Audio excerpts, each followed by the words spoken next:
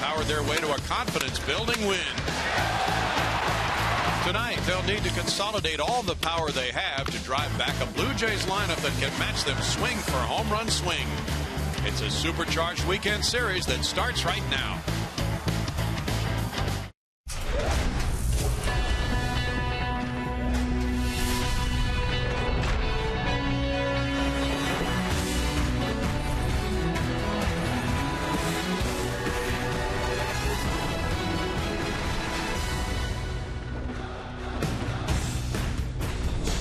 Live from Minute Maid Park in Houston, Texas, Root Sports brings you Houston Astros baseball. Tonight, the homestand continues with the first of four. The Astros meet the Toronto Blue Jays. Good evening, everybody. Bill Brown, Alan Ashby returning after a couple of days off, and the Astros split the two games with the Giants during those two. A real thriller last night for the 4-3 win, Ash. Some home runs. You get on the board with the home runs. George Springer, an eighth-inning home run on his return back to the ball club. And then the bullpen coming through in the ninth inning. But it took a little defensive help to get there. Sure did. 3-1 deficit for the Astros last night. Their starter, Brett Overholzer, had to leave after 3 innings with an injury. Jason Castro has 2 homers in 2 games. How about that stat? When they score 4 or more runs, talking about the Astros, they're 18-0. That's phenomenal this year. 13-0 when hitting 2+ home runs. Well, they went after it with 3 long balls last night. Castro, Valbuena, and then the one we just referenced, George Springer, who goes to left center field as he launches a line drive. And that gives the Astros the lead they would not cough up in the ninth inning. So it's a ball club relying on the long ball, very much like these Toronto Blue Jays. They are similar in that regard. They are bombing teams. And now, here's Josh Donaldson joining the mix with Toronto. Donaldson is making his presence felt, too. He's been hitting the long ball, also hitting for batting average. But they've got some big bombers in that lineup. You saw Encarnacion and Bautista. There's Joey Bats. Those guys, when on a big night, will hit a bunch of bombs. Coming up, mind games. The simplest of plays can have many layers of strategy and decision-making. And last night's dramatic ninth inning was a prime example. Ash and I break it down when we come back.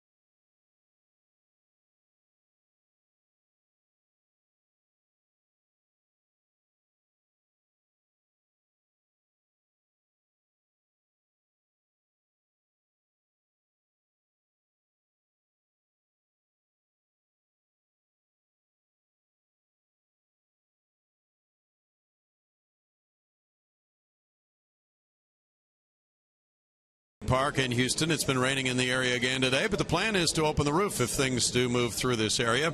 Bill Brown and Alan Ashby back with our T-Mobile game changers, showing a fascinating ninth inning last night. Luke Gregerson on the mound, 4-3 lead for the Astros, lead-off double by Brandon Crawford, and then the big play of the game, Ash. A lot of people don't like to talk about defense, but it can and will win you some games, and last night's a perfect example. Yes, the Astros pounded out 3 home runs, took the lead in the ninth inning, but that lead-off double put the Giants in a great spot to be able to tie this game.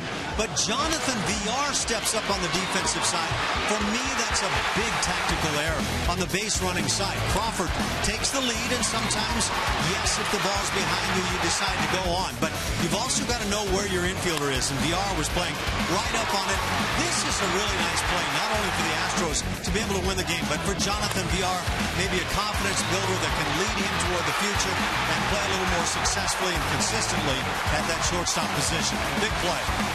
Coming up, ground zero. Minute Maid Park could become ground zero for an all-out aerial assault this weekend. 2 of the league's top power-hitting teams go toe-to-toe. Does Roberto Hernandez have what it takes to ground the Blue Jays' attack? Bart Ennis looks into it when we return.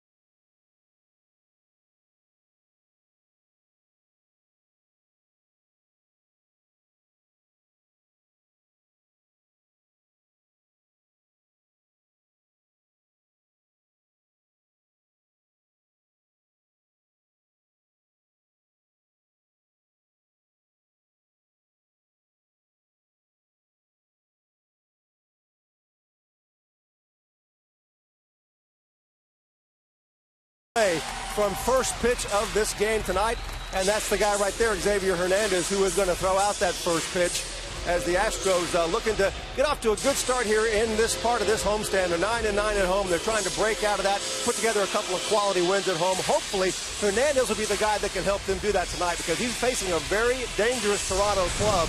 Not a whole lot of room for mistakes against these guys. And in tonight's pitching performance powered by Kubota, we're taking a closer look at Roberto Hernandez. So far this year, 1-2 with a 3.86 ERA and 6 starts. Just 9 walks at 20 strikeouts in 37 1/3 innings of work.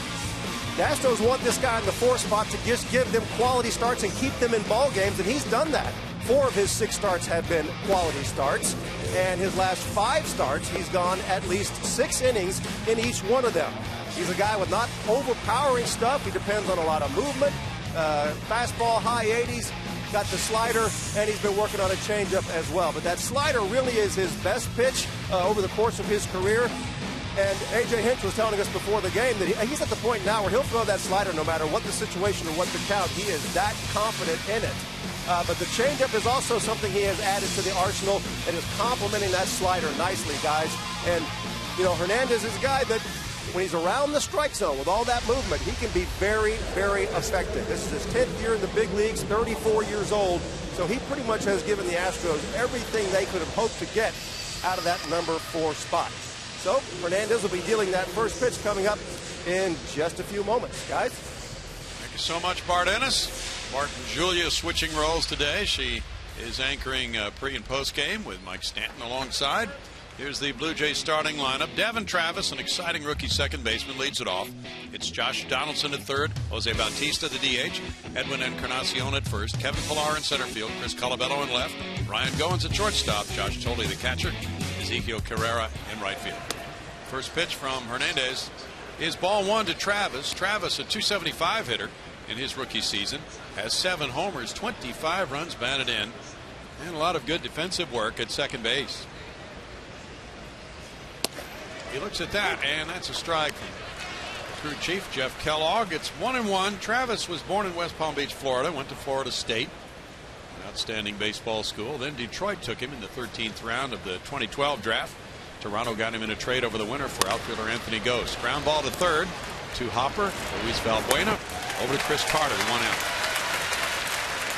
Defensively for the Astros tonight, behind Roberto Hernandez, Colby Rasmus, Jake Marisnick, and George Springer left to right in the outfield. On the infield, the left side consists of Luis Valbuena. You've seen him already. Jonathan Villar had the big play defensively last night. On the right side, Jose Altuve and Chris Carter. Behind the plate, it is Jason Castro. Josh Donaldson has been a real Astros killer. Donaldson, a .356 career hitter against Houston, has a .314 start to this season with 8 homers. He's driven in 24, second in the league in total bases after making the move from Oakland to Toronto in an offseason trade involving Brett Laurie. Strike 1 to Donaldson. He has fit right in with this Toronto hitting group, a group which has scored more runs than any other major league club, 185 runs in 35 games, averaging 5.29 runs per game. Very powerful offense.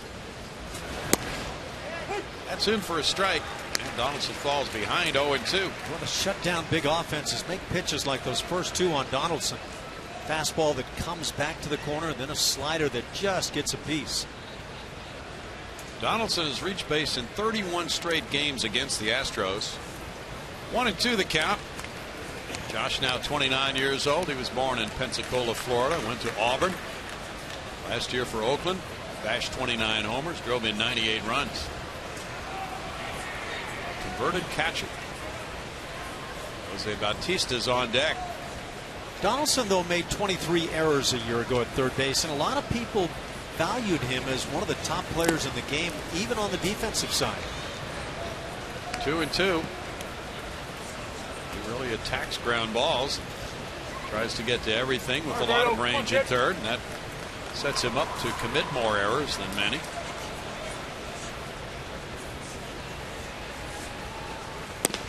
Just off the plate, Donaldson's not biting, and he's worked the count full now after falling behind 0-2. Well, kind of like the first couple of pitches, though this one just a bit off and at the knees. But Hernandez making quality efforts right now. He comes up with that pitch, and it's popped up back off the plate. So he changed the eye level on Donaldson there. Hernandez is mostly down toward the bottom of the strike zone with a lot of sinking and downward breaking stuff. The slider is a pitch he has used to get more swings and misses from right-handed batters this year. They're hitting only 154 off his slider, which has been in the strike zone less this year than in previous years for Roberto. Gets a fly ball and out into right center field. It's Marisnick, and the former Toronto Blue Jay farmhand is there for out number 2. In those fastball counts, sometimes you can get by bringing the fastball that the hitter's looking for. And one of the ways is to come right on the hands. That's what Hernandez did successfully on that last pitch. Joey Bautista, a prolific home run hitter down through the last several years, has a .220 batting average with 5 home runs, 18 runs batted in. He is DHing as he has been since April 21st when he hurt his right shoulder on a throw. There is strike 1. It was a throw he made in anger, and that's the last time he's played the outfield for this club. He had 35 bombs last year. He rocks one, and that will leave the yard very quickly. 1-0 Toronto. number 6. And Bautista is now 7 for 16 with 2 career home runs off Hernandez. Jose Bautista is simply put one of the game's premier power hitters. Last year, 35 home runs, and you go back a handful of years, he had back-to-back years, 2010 and 11, in which he hit 54 and 43 home runs respectively. This guy can launch the long ball. That's the 41st home run for a Blue Jay hitter this year. Squarely meeting the bat. No doubt about it. And even Jason Castro turned his head in disgust upon contact. That's ball 1 to Edwin Encarnacion. Bautista made it 1-0. Encarnacion's gone deep 7 times himself, driving in 21. And it is a 1-1 count. Encarnacion with a .237 average. One of the top hitters around, not necessarily in terms of batting average. Last year he hit .268, .265 lifetime, but with power. And he's going to make it back-to-back bombs. Toronto leads 2-0 here. And Bautista deposits number 6, and then Encarnacion number 8 into the left field area. Well, you talked about changing eye levels on the fastball. He came back up with one right here. And Encarnacion had all of the answers for this one. And I made the comments about Bautista, one of the premier power hitters. The guy right behind him, Encarnacion, fits right in that same category. Yeah, that might have been the slider that was hung. But these two guys can launch with the best of them. Just in case you missed it. No doubt about it. This Toronto club got to bed about 4 a.m. after traveling in following the night game in Baltimore, which they lost 6-1. Good start for them. There's strike 1 to Kevin Pillar. And he grounds this one foul. No balls. 2 strikes to the center fielder with a .252 average. 1 homer, 15 runs batted in. Pillar has made a number of outstanding catches in the outfield this year. Homegrown player, drafted in the 32nd round by the Jays in 2011. From West Hills, California. Ground ball third. Buena kept his hands down. The ball didn't keep up for him, but he made the play for out number 3. Bautista and Encarnacion with the back-to-back homers, making Toronto 2 and Houston coming up.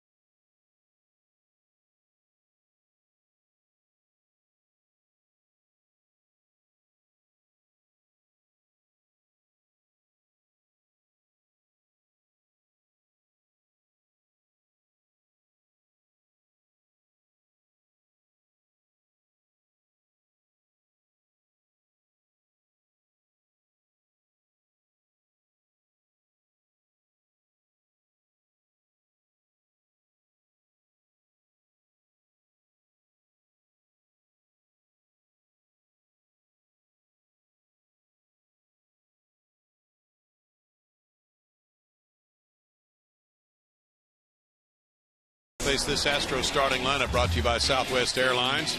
Jake Marisnick, who came up in the Toronto farm system. They traded him to Miami. Leads it off in center field. It's Jose Altuve at second base. Luis Valbuena at third. George Springer in right field. Colby Rasmus in left, the former Blue Jay. Jason Castro, the catcher. Chris Carter at first base. The DH is Preston Tucker tonight, batting eighth. And it's Jonathan Villar, hitting in the 9 spot, playing shortstop. On the mound for the Blue Jays, Drew Hutchison. and he has been treated very well by his offense this year. When he has pitched games, the Blue Jays offense has averaged over 11 runs this year, and he started right in that same direction this year. He's making his second career start against the Astros. That is certainly the best run support for any pitcher in the major leagues. There's strike one to Marisnick. Jake looks at that one, and that slots in over the inside corner for an 0-2 count on a 303 hitter. Marisnick has 3 homers, 13 runs batted in.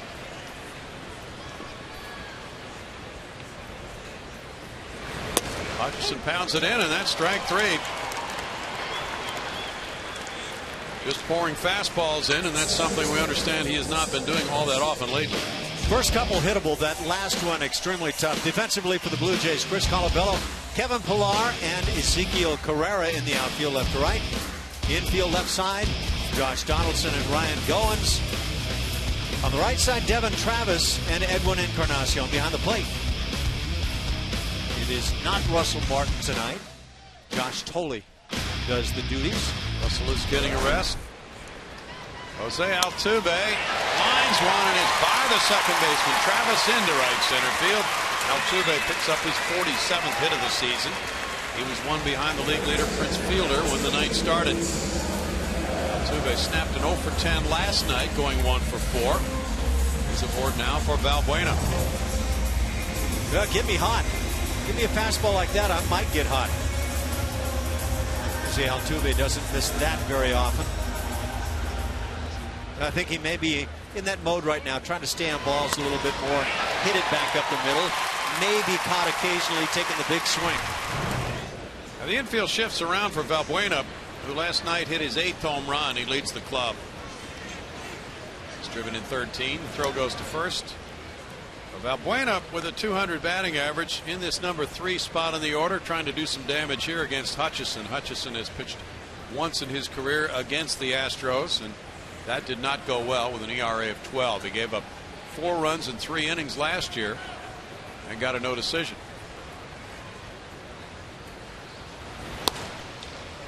Valbuena takes, and it's ball 1. Hutchison has been spraying his fastball this season, has not been able to locate that. And Josh Tolley usually has not been his catcher. Tolley did not make the club, but came up from the minor leagues. Usually it's Russell Martin catching him, but with the 4 a.m. arrival, Martin gets the rest tonight. And Tolley gets the opportunity to work with Hutchison. His fastball is usually around 92, as you've seen.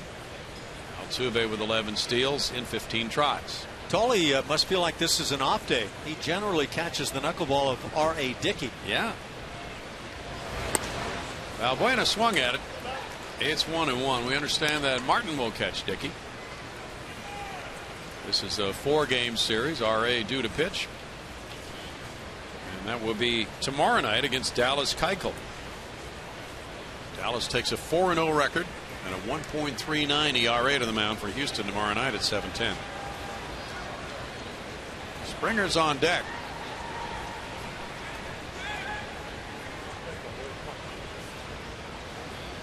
Altuve takes off, pitch down and in. Tolley's throw bounces in. He steals it easily. That was a difficult location for the catcher.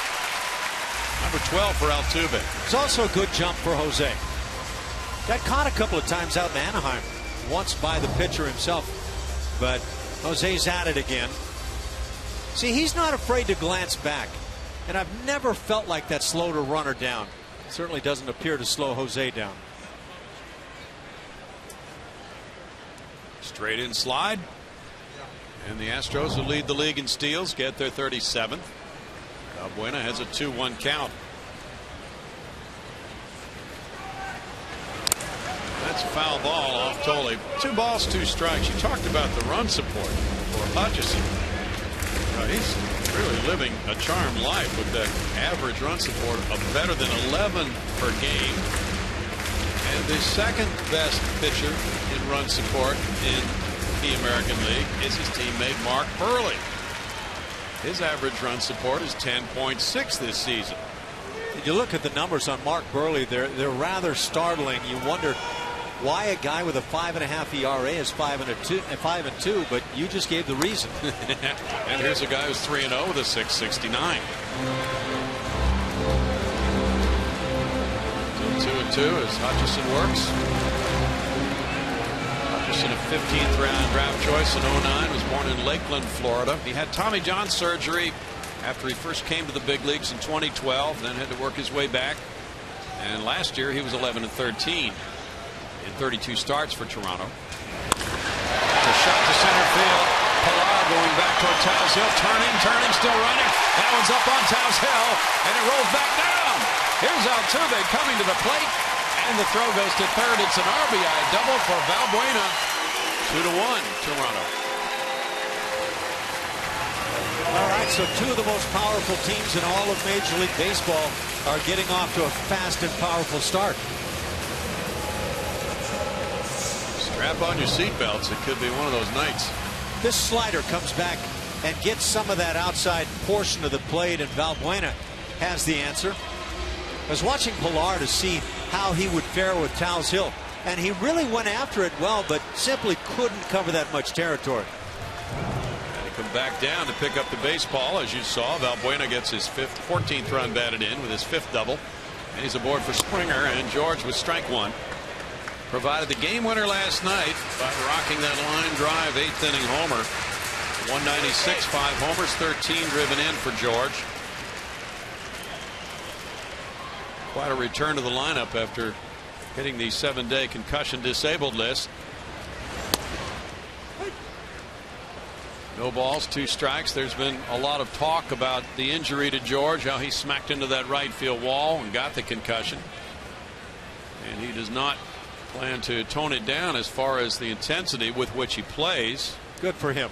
He's played such great defense. Good stop there by Tully on a wide one in the dirt. 1-2, but he said ideally he would like not to go head first into a wall, but maybe get his back turned, or have a different type of body position than what he had when he made that fabulous catch.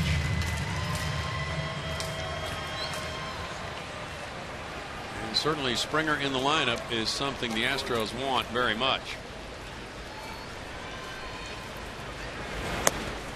Outside, it's 2 balls, 2 strikes. I thought the comments from A.J. Hinch about having Springer back in the lineup last night were very telling.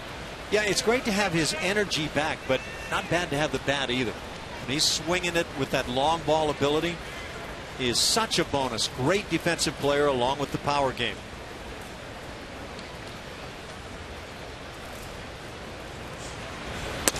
Springer takes it, and it's 3-2. This is what he does also. He has drawn 19 walks.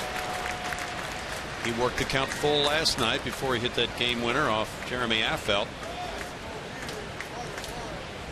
And as Mike Stanton said on the pregame show, his swing was certainly lethal, but also well under control.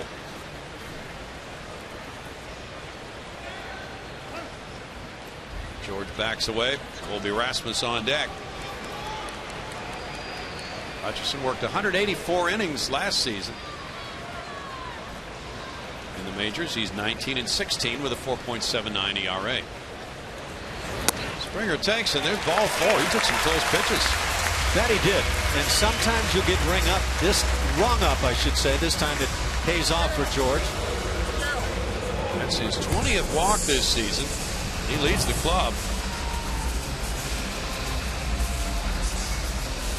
Definitely took a pitch under the knees. Pete Walker's the pitching coach. John Gibbons of San Antonio, the manager of this Toronto Blue Jays club, 1 game under 500 at 17-18. They lost 2 of 3 in Baltimore to begin this trip. They'll be going back home after this 4-game series. The last 4 road series have not been good for John Gibbons. And he's a former catcher drafted by the Mets. Got a reputation some years back in his first of 2 stints as manager of the Blue Jays, that he was a hothead. He is anything but. Former Blue Jay Colby Rasmus takes a look at strike 1. He was a key figure in last night's game. 232, 6 homers, 13 runs batted in. Rasmus drove in a run with a 2-out, 2-strike single in the 4th last night. Castro's on deck. The Blue Jays should have a very good report on Colby from his days with them. And it's no balls, 2 strikes. He Left the Blue Jays through free agency, signing a one-year deal with the Astros over the winter. Colby, 28 years old. He was born in Columbus, Georgia. Came up with the Cardinals, and then he joined Toronto in a trade in 2011. He had 23 long balls in 2012 for the Jays, 22 more in 13, and 18 last year for them. 1-2. But at bat he had last night when he had the RBI single to left was outstanding. It was to center field, actually. He was behind in the count, 1-2, and that was the kind of rally the Astros have had seldom this year. 2 outs, nobody on. Valbuena walked, Springer walked, Rasmus drove in a run.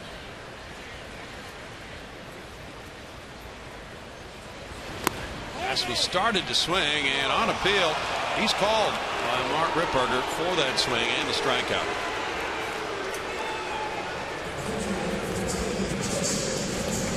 Pretty close, and we'll get the peek. Did the bat actually go through the plate? Yeah, that's a good call. You can hear this, the extra sound. I thought initially, not seeing that the ball had hit the dirt, that maybe it was a foul tip into the catcher's mitt, but obviously a pitch well out of the strike zone. Hutchison now with 2 men on and 2 outs moves along to face Jason Castro. 227, 4 homers, 7 runs batted in, 4-game hitting streak for Jason. 2 homers in 2 games. The one last night hit off the top of the bullpen wall in right center field and skipped on over. Yeah, you're starting to do something right when you catch that break. Well, earlier he crushed a line drive to center field, and Angel Pagan made a sliding catch on him. You saying there is justice in this game? Well, you know, as Jeff Blum said last night, not necessarily in a given season. That's true. It doesn't necessarily all even out. Chris Carter on deck. Blummer's probably back home right now watching. He's on the beach roasting marshmallows or hot dogs at this point. Okay. 1-1. Sounds pretty good. Thinking about us, though, of course. Bet. He enjoyed the play of Castro, who threw out another base runner last night, and he now is at 40% for the season. He's thrown out 8 of 20. Going to have quite the battle here in the series when Russell Martin plays. You bet. Martin up at about 48%. So you're talking about 2 guys in nosebleed territory. Yeah, that used to be not that great, but now that's about as good as it gets, right? Top of the line stuff. I would say if you find a guy at the end of the season who goes 40%, you have found a gem. That probably leads all of Major League Baseball catchers. Well, this shift, putting the second baseman Travis out in short right field, is really accentuating what Toronto expects Castro to do in the pull category. And now he has a 3-1 count. It's amazing because I think of Jason as an opposite field hitter, but granted, when he goes the other way, it's almost always in the air.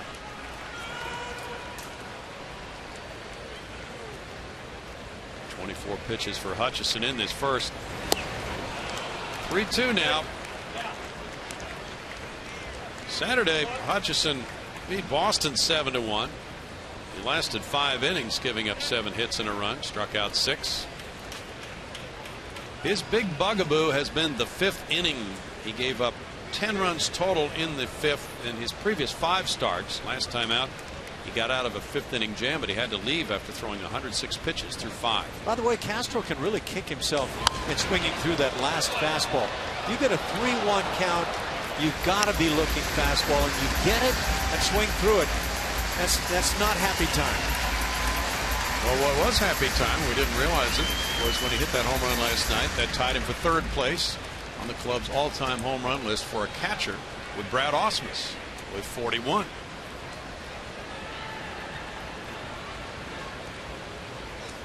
We'll see if he can get a chance to hit a postseason bomb like Brad at some time in the near future. That's strike 3. Castro is throwing the bat away and heading for first, but Jeff Kellogg rang it up, and the Astros are stopped after 1 run on 2 hits, leaving 2, 2-1 Toronto.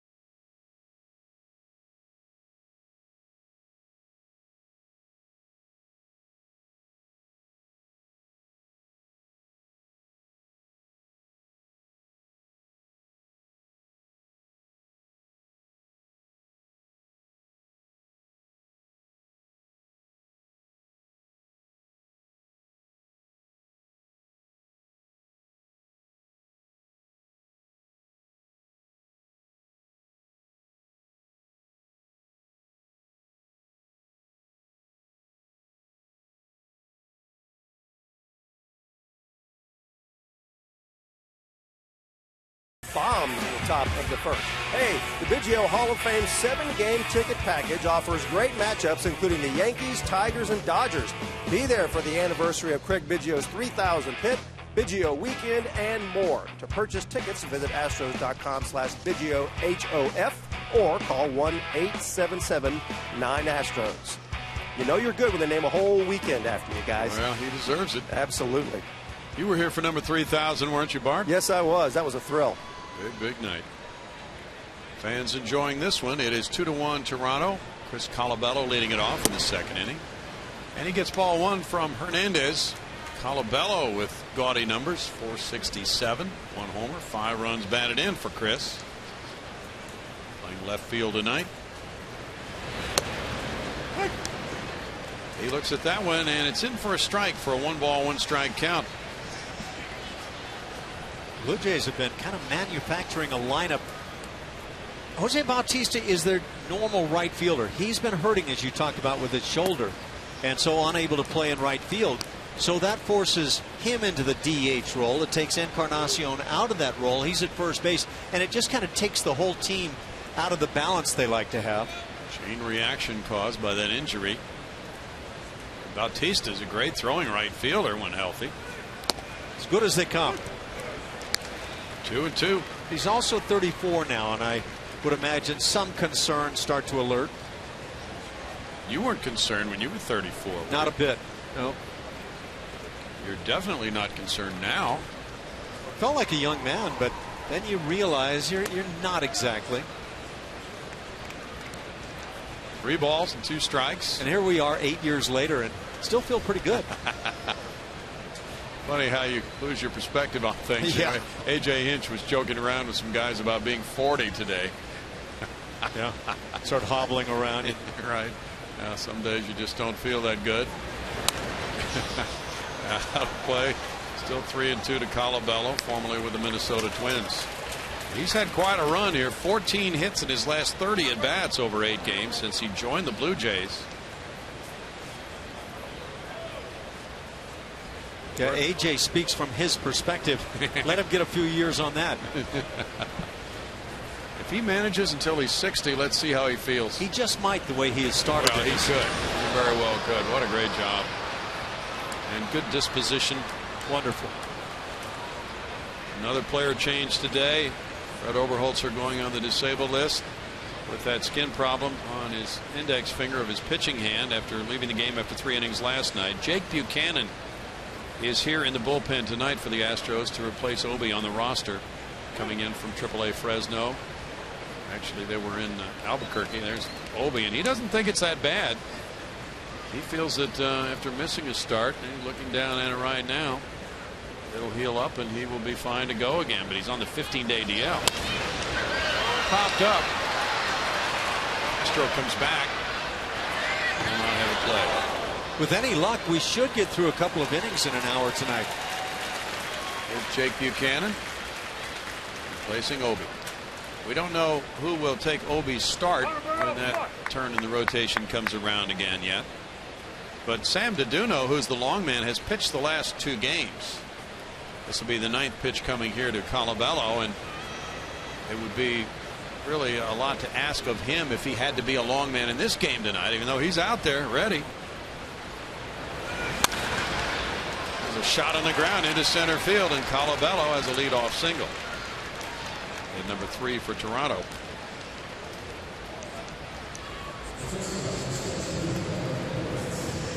I'd say he's off to a very nice start with the Jays.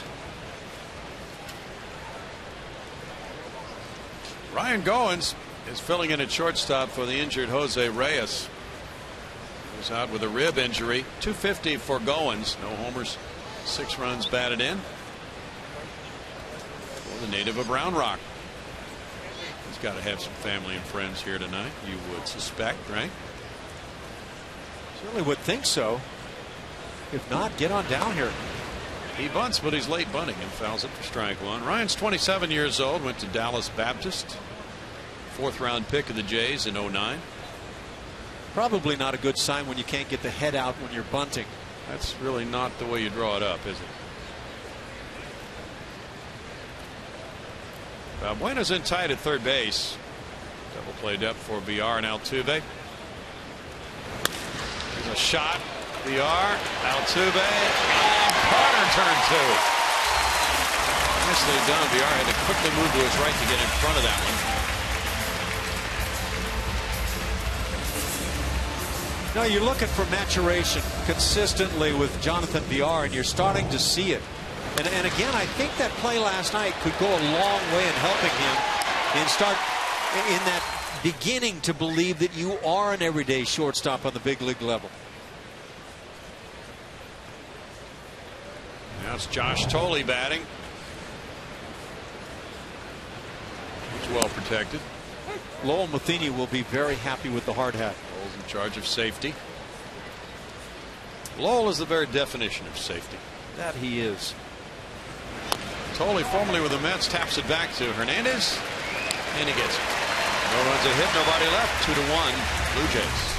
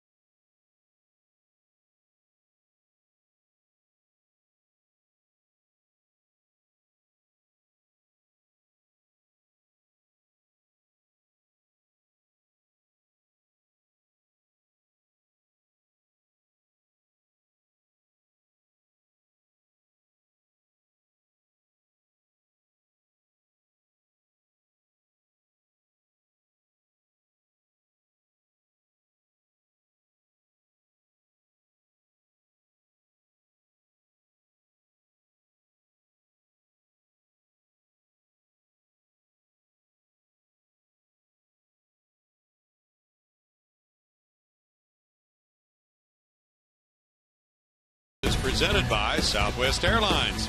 Book your low fare now at southwest.com. And by Jack in the Box. Jack's hottest sandwich is back. Head to Jack in the Box for Jack's Blazing Chicken Sandwich. It's a gloomy looking night out there in the distance. There's been more rain in the area. But inside, it's a 2-1 ball game with the Astros batting in the home second inning. Chris Carter takes an in strike one to Carter. 153. 5 homers, 12 runs batted in. Chris last night had a single and a walk in 3 trips to the plate. He was out for early hitting today. 1-1.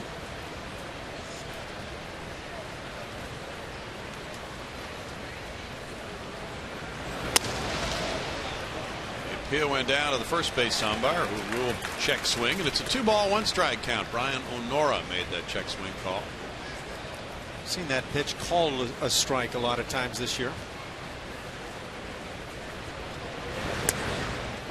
Breaking ball called a strike. That makes it 2-2. Bryce Harper really snapped when he was called for swinging by the home plate umpire without checking with the base umpire. More and more the umpires see the low and top parts of the strike zone, the more they're starting to call pitches that on occasions are even out of those zones. Harper really snapped. He got tossed out of the game yesterday. It's a volcano. Fastball, and that is strikeout number 4 already. 3 of them called. Well, that pitch was right there. Strike number 2. Yeah, you can say it was low, but there's no excuse for that one.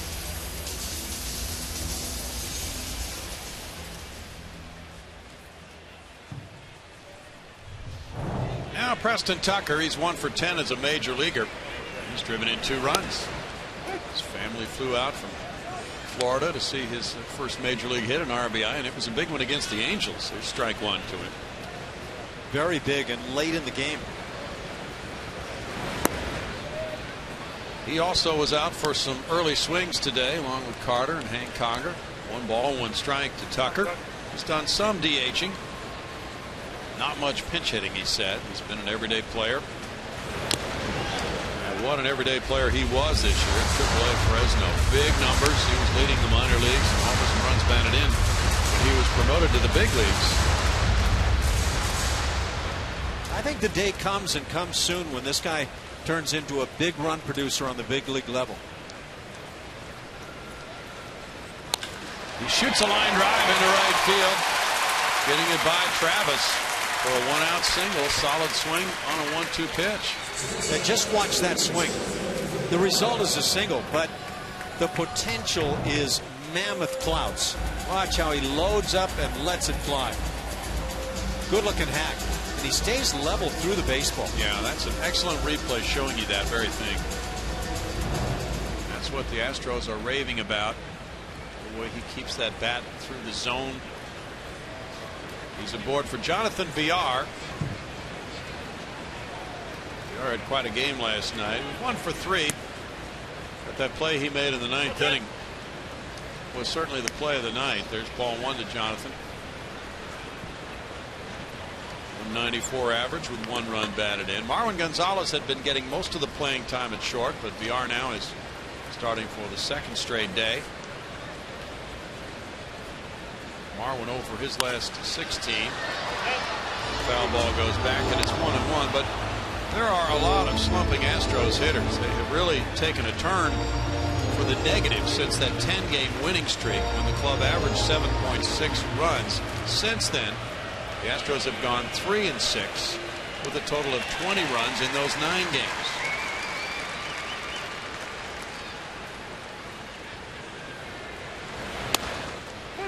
That's in for a strike, 1-2, and it's too early in the season to make a lot of some numbers, but here's one that's glaring. When the Astros score 4 runs or more, they are 18-0. It's just a phenomenal figure. You would think, I would anyway, over 18 games there will be some where the pitching just didn't hold up.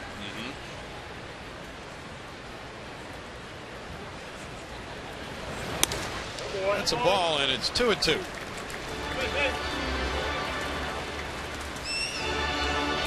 18-0 when they get 4 or more, 13-0 when they hit 2 homers or more.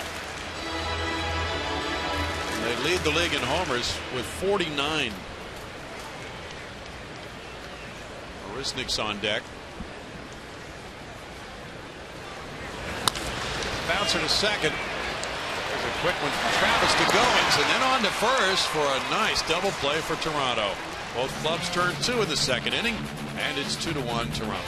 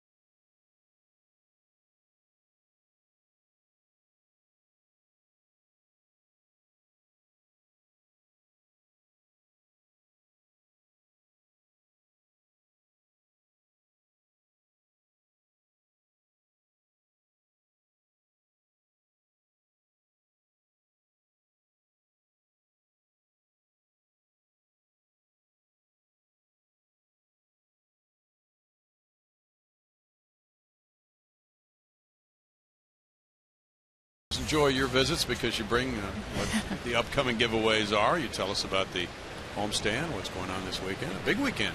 It is a big weekend, and I like to bring you guys toys. Tomorrow night starts it off with our every Friday night St. Arnold's Happy Hour featuring $5.25 12-ounce beers at the St. Arnold's Bar beyond the Crawford boxes in left field. Always a good time. We've got some giant Jenga and cornhole. We'll have some live music, a lot of great stuff going on out there for that happy hour. And then, of course, Friday night, we're hoping this weather goes away. It's looking okay right now for our Friday night fireworks show presented by Marathon Oil Corporation. It'll be a country-themed show tomorrow, which I think there's a country show. Kenny Chesney's in town, I think, at some point. Didn't know that. Soon at BBVA. Anyway, country show for fireworks tomorrow night. We're excited about that, too. Just hope this rain goes away for us. And then Saturday, we'll kick off the day with our 8th annual Bayou Bash presented by HEB. We'll be out in the plaza on Crawford Street from 3 to 6 p.m. We'll have live music from Low Cash on the Budweiser stage, tons of crawfish, cold beer, live music, a vendor expo. It's really going to be a great time, a good kind of summer kickoff. Everybody loves crawfish around here, and it'll be a nice way to get your game started before the game. Jeff Plum wants us to bring him some on the next road trip. Not a chance. No? If we get any right here, I'm dealing with it. Keeping it for yourself? Absolutely. So you guys are crawfish fans? Yeah. I am. Lovely. I love crawfish. This is one of my favorite events, and it's just a really fun atmosphere out there. And again, the weather looks like it's going to be clearing up into tomorrow night and for the weekend, so we should have some nice weather for the event outside, and it's always a great time. 8th one we've done. HEB, again, the proud partner, and also HEB is the proud sponsor of the giveaway for that evening. After you're done eating crawfish, come on into the ballpark. You'll get a Dallas Keuchel Gold Glove gnome. Really unique item. We've got one here in front of us. We wanted to do a Keuchel gnome just in general, because why wouldn't you with that awesome beard that he has? And then he went and won a gold glove, so we decided to spice it up even more, and it's a really unique item because of those two things, so we're excited to give that away. He's got that beard trimmed up a bit there. A little bit. I told him last year when we were thinking about this that I needed like 180-day notice if he was planning on shaving it off so that we could make alterations in our plans before these babies went into production. So I'm glad that he kept it for us. Now, would you say this is the first ever gnome with the gold glove? You know what? I might go on a limb and say that. I think that might be true. History-making weekend coming up. We did our first gnome ever last year. That bounces and a stolen base there by Carrera. How did that, who was featured on that gnome? So that one was generic, just an Astros gnome. It looked like your standard garden gnome that you would see outside at your house, but just with an Astros hat and uniform on. So it was really popular. Gnomes have done well across baseball in general. The fans really enjoy them. So that one tested so well here with our fans that we decided, especially now that we're getting a lot of personalities on our team, that why not showcase one of the guys in this item. So we're really pleased with how this one came out, and I think Keuchel likes it too. We'll have to show him and see how he thinks we did. What's the deal with the clown shoes? It's gnome features. Into the right field corner. That'll get a run home, and it'll make it 3-1. And now, let's see, he's going to stop with an RBI double. Travis checks in, and the Jays lead at 3-1. I'm not doing so well for you guys tonight. Oh. Also on Saturday, while we're talking about it, before the game, so kind of in order here, Bayou Bash before the game, and then you get your gnome on your way in, and then come in early to watch our pregame ceremonies. It's Whataburger Military Appreciation Night. Whataburger and the Astros are hosting over 1,000 active duty military members, veterans and their families at the ballpark on Saturday, and special pregame ceremony will take place on the field. We'll have our giant flag that members of the military will be holding. We'll have a military first pitch singing of God Bless America. And we have also, which I'm very excited about, partnered with MLB, the Armed Forces Network, and of course Root Sports to broadcast both pregame and the game at 6 o'clock live for our troops overseas. So we will actually be broadcasting overseas for our military as we celebrate Military Appreciation Night. It's the first time in a while we've done this, and we're very excited to bring the Astros to those guys over there, Great. guys and gals. It's a thrill. Should be a very good night. And this is, that's the only military holiday that we're at home on, because while it's Military Appreciation Night, it really fits. No play at third. Roberto couldn't get it out of his glove. He gets Donaldson. Ball hit very sharply. It might have stuck there in the webbing on him, Ash. Yeah, that lead out was presented. So that's one you may look back and wish you could have gotten, because now they're in a golden spot here to be able to tack another one on. That's an aspect of the Donaldson game that he showed quite a bit last year as a member of the Oakland A's, and just don't find it to be acceptable. No.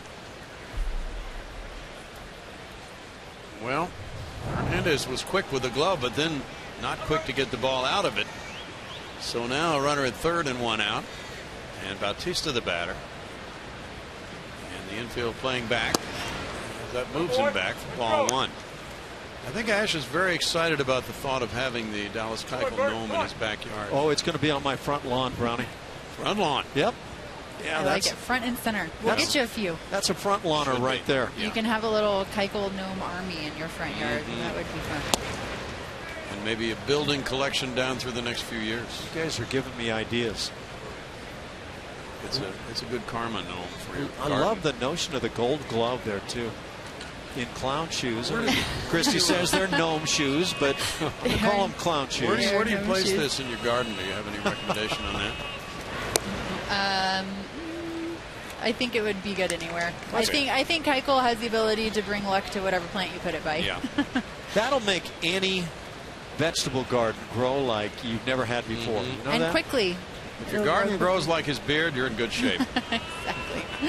Exactly. And it's interesting because we were able to give away this gnome with a gold glove on it, and just last weekend we gave away an Altuve bobblehead with a silver bat on it. So really, really very cool to be able to celebrate these guys' awards through their own giveaway items. And the fans are also picking up precious metals along the way. Absolutely.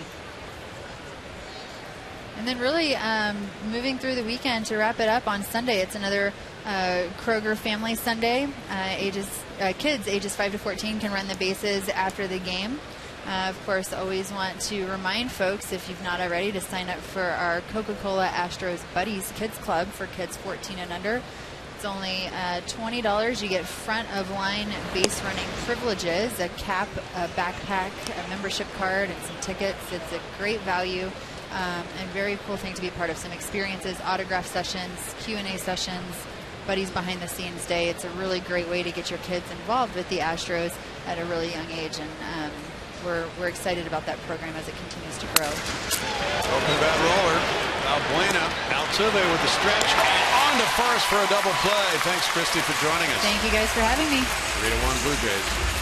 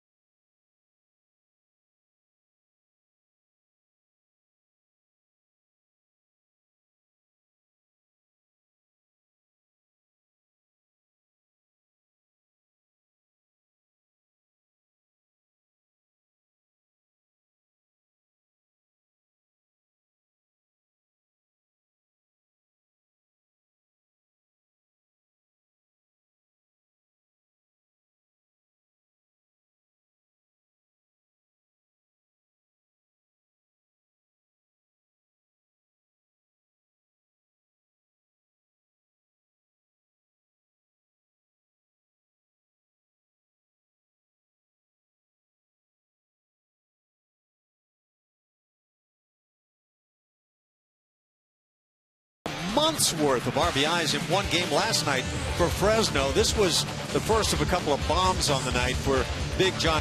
10 RBIs on his night.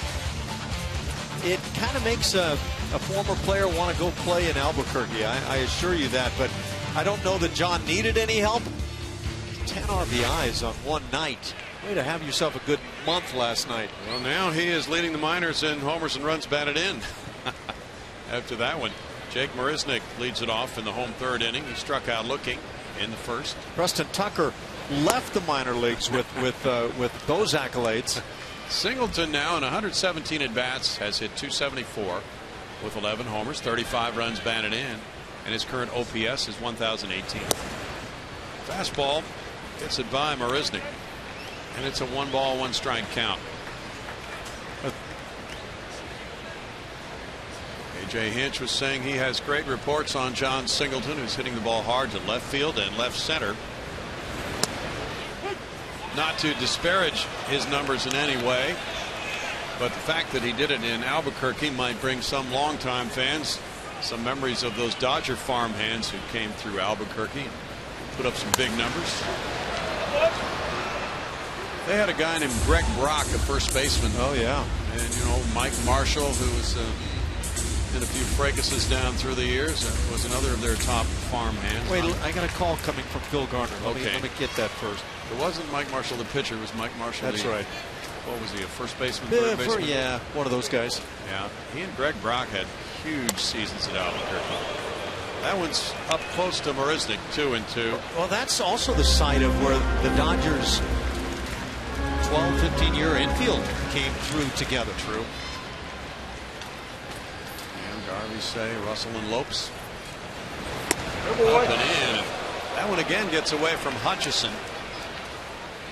3-2 now to Marisnick. And where's the next one going to be?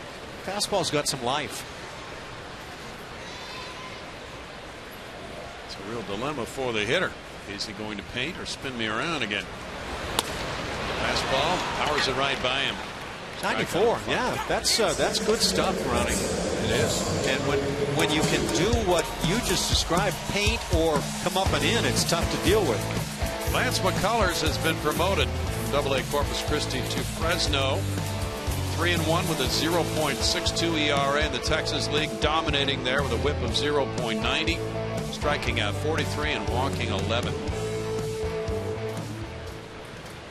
Jose Altuve. Said ball one. Altuve single to right. He stole a base and he scored in the first inning. McCullers is somebody to watch. Quickly moving through the minor leagues.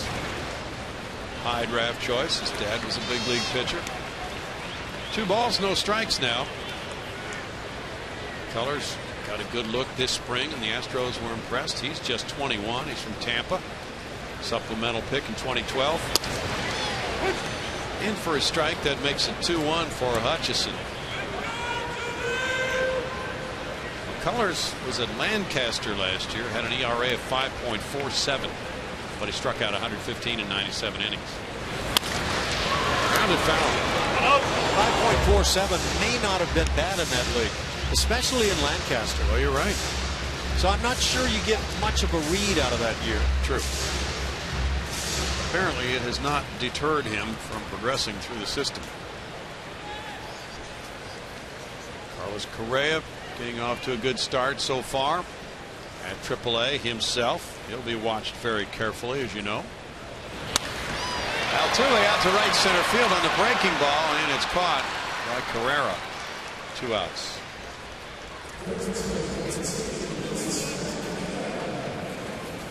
Guerrero pointing out that the lights might have factored in on that play. He was making some wild gesticulations on the way over toward Kevin Pillar. Looked like he had a moment of indecision there.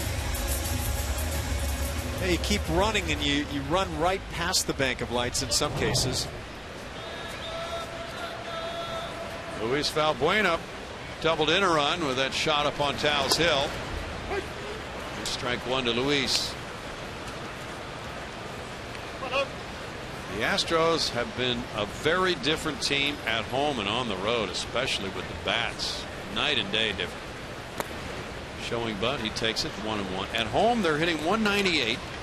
They're averaging 3.1 runs. On the road, they're hitting 251. They're averaging 5.6. Why? You know, and I've heard Jeff Blum talk about his days as a hitter right here at Minute Maid Park. A great place to see the ball. Yeah.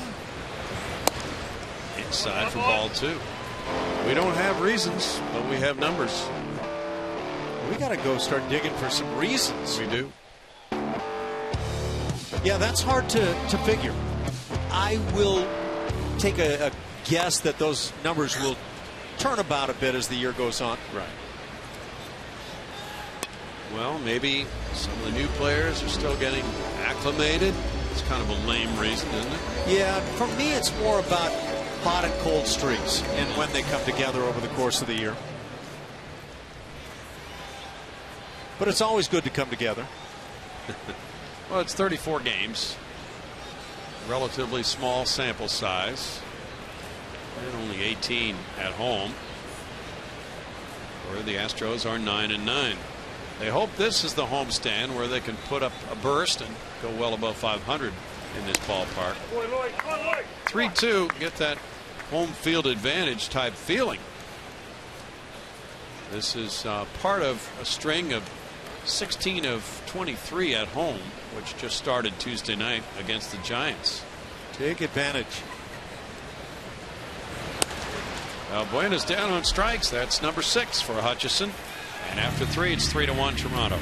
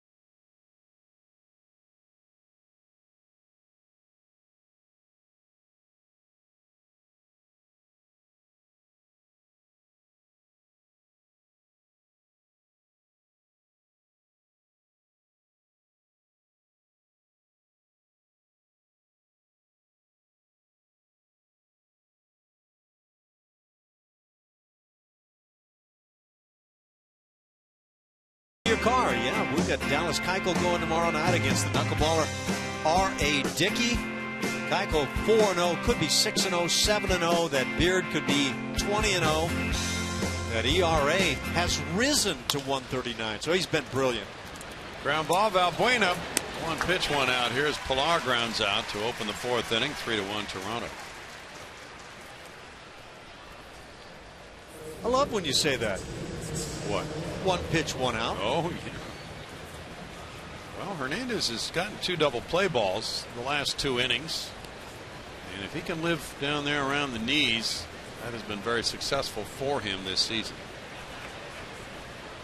Colabello single to center field. The Astros have the 2nd best ERA in the American League, 3.43. In the air and foul. Chris Carter over by the dugout with the play.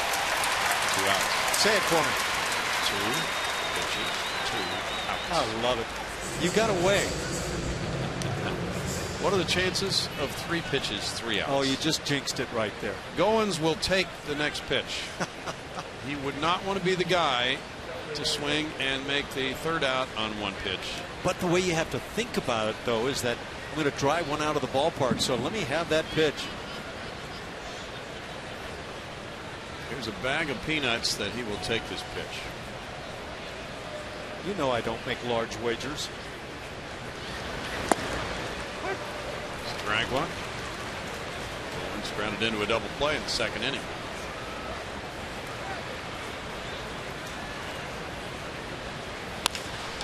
There's a shot caught by Balbuena. 4 pitches, 3 outs, and it's 3-1 Blue Jays in the fourth.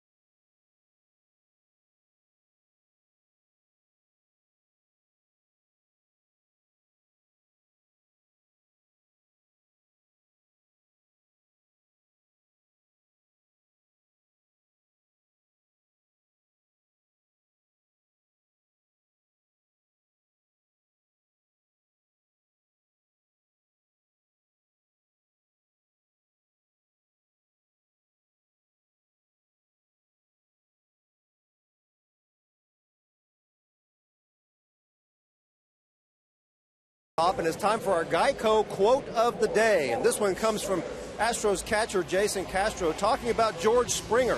He said he's one of those dynamic players that can change a game in a lot of ways. And, of course, anybody that was watching the 8th inning last night would say, yes, thank you, Captain Obvious Castro. But we've already seen George make a huge difference on this team since coming back in just a couple of innings that he's played, guys. Springer with a line drive to right field. Carrera over. There's one out. High energy guy. Now Rasmus will follow. Hutchison has given up 3 hits and a run. That was on a Balbuena first inning double. Rasmus struck out with runners at second and third for the second out in that inning. So that was a key time for Hutchison, who has already struck out 6 in his first 3.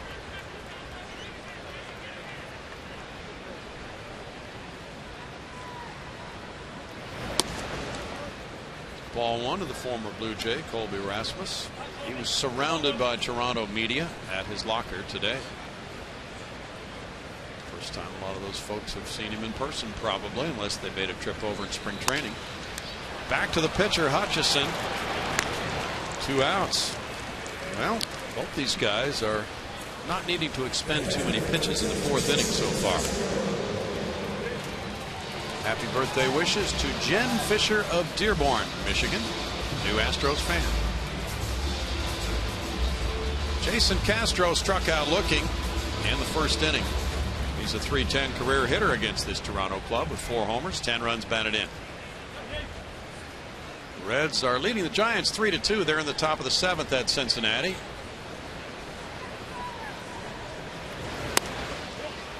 That is strike 1. Ash, you'll get a chance to see the Giants up close and personal when the Astros go to San Francisco in August. Always good to see the different teams. I'm anxious to be able to chat with Bruce Bochy and Dwayne Kuiper and Mike Krukow, a couple of the broadcasters there, along with the manager. 1-1. John Miller will probably be working those Yes. games. He did not make the trip here. Good bunch. We missed our buddy Tim Flannery, though. He's retired as a coach, but we understand he's still doing pre and post game shows for the Giants. Good for Tim. You should see Flan. Into the Chef, charge and woo, a little mix up there, but the play is made by Goins, cutting in front of Travis. And through 4, it's 3-1 Blue Jays.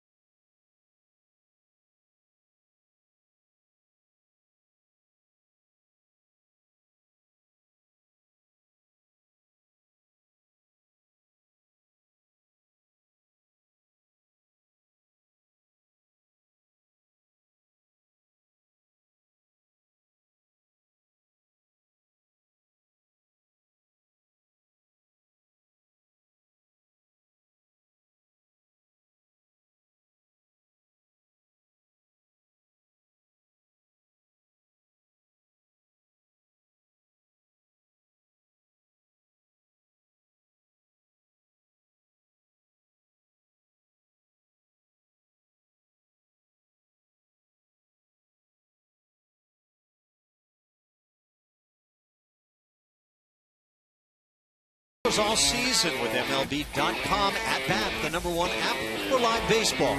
At Bat is up to the moment, at any moment, with in-game highlights, live look-ins, replay reviews, radio broadcasts, StatCast, and more. A whole lot going on. Get MLB.com At Bat for your smartphone or tablet.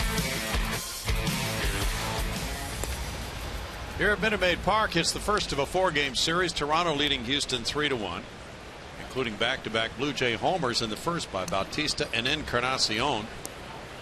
Now in the 5th inning, it'll be Toley, Carrera, and Travis due up against Roberto Hernandez, who is 3-3 in his career against this club with a 4.24 ERA, but most recently in his last 4 starts, 0-3 with a 5.70. He's gotten 2 double play balls after those back-to-back homers. Here's Toley, grounded back to Roberto, and he throws strike 1 to him. Roberto had to make the club in spring training. And he did claim one of these spots in the 5-man rotation and has pitched well, beginning the night with a 3.86 ERA. He's gone 6 innings or more in each of his last 5 starts. First start was 4 2/3 at Texas. And did not walk a man in that most recent start. They lost that one 2-0. Fly ball to center field, Marisnik. 1 down. So it's been a very good acquisition for the Astros rotation. Roberto 1-3 despite that 386. He has not had a whole lot of run support. He lost 2-0 to Weaver in Anaheim last time out, and he had a 3-2 loss in Seattle the 22nd of April. Ezequiel Carrera walked, stole a base, and scored in the 3rd inning. A strike 1 to him. This Blue Jay club really rocking offensively, but next to last in ERA. Ground ball, Altuve gets in front of it, makes the throw to get him. 2 down.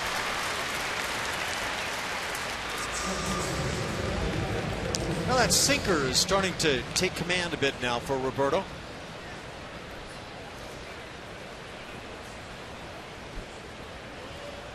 He's retired 6 in a row, going back to the double play ball hit by Encarnacion in the 3rd. Now it's Travis who doubled to the right field corner, and that drove in a run. He's 1 for 2. That one pounds in for strike 1. Astros are 2nd in the majors and 1st in the AL in ground ball to fly ball ratio. This one toward the right field line. George Springer across into foul territory, and he dropped it on the run near the wall. count's 0-2 on Travis. Catchable ball, but not an easy play by any stretch. And George has had issues running into walls quite a bit last year and this year. And I think the focus maybe became a little bit too much about the wall. See the eyes change directions? Glancing to see where the wall was. It happens. Ruled no play, so no error. I think that's fair scoring right there. After the long run, yes. 1-2. Long run and coming up on wall to me is tougher than it looks, certainly. Yeah, the way he was positioned, he did have to take a number of steps to get there.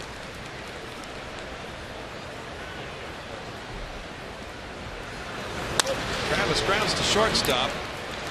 Jonathan Villar guns him down. Hernandez stays in a nice groove, keeps it close. 3-1 Blue Jays in the 5th.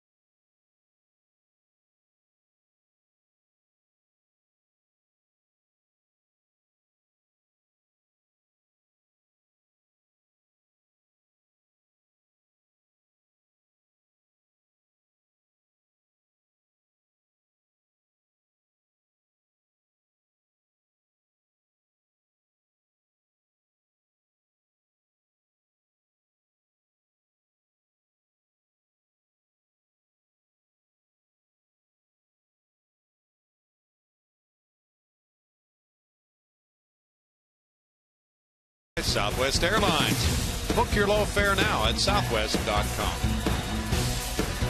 George Springer went into the dugout after that long trip into foul territory, and he dropped that foul fly. Not real pleased, but nonetheless it worked out well. And the Astros come up trailing 3-1 here in the home 5th inning, with Chris Carter looking at ball 1 from Drew Hutchison. Carter was caught looking in the 2nd inning on a fastball on a 3-2 count. Well, Springer's caught everything humanly imaginable and then some beyond that to this point in the major leagues last year and this year. So it's finally one that gets away.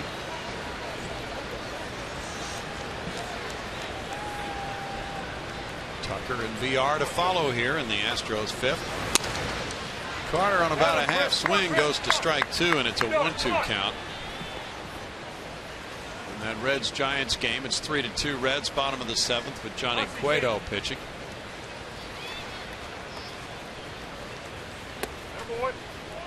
Two balls and 2 strikes. Cueto is headed for free agency.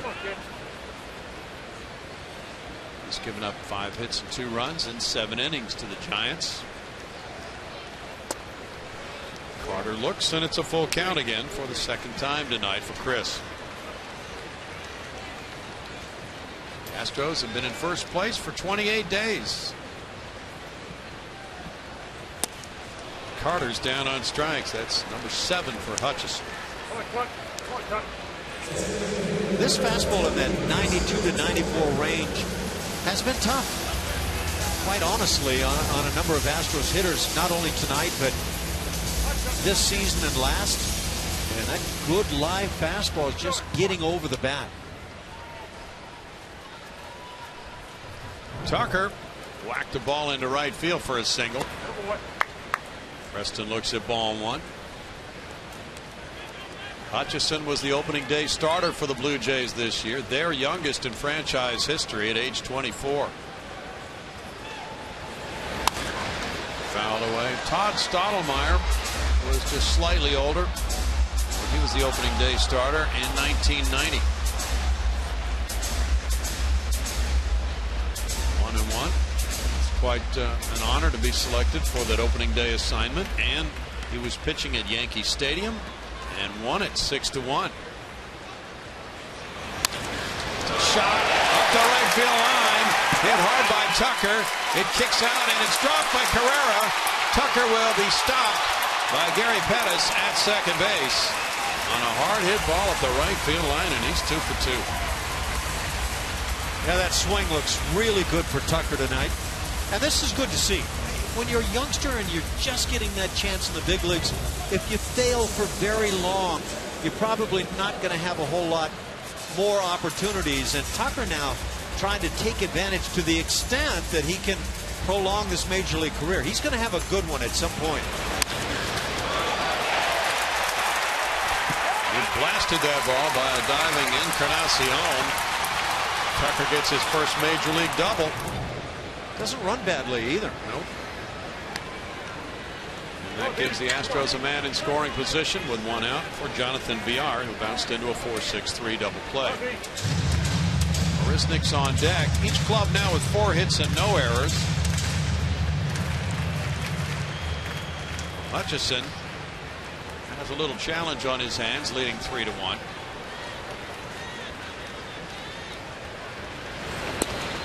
Way up for ball 1. He's been in a rocking chair for the last few innings. That double play ball hit by Villar in the second, sending him into a string of 8 straight retired.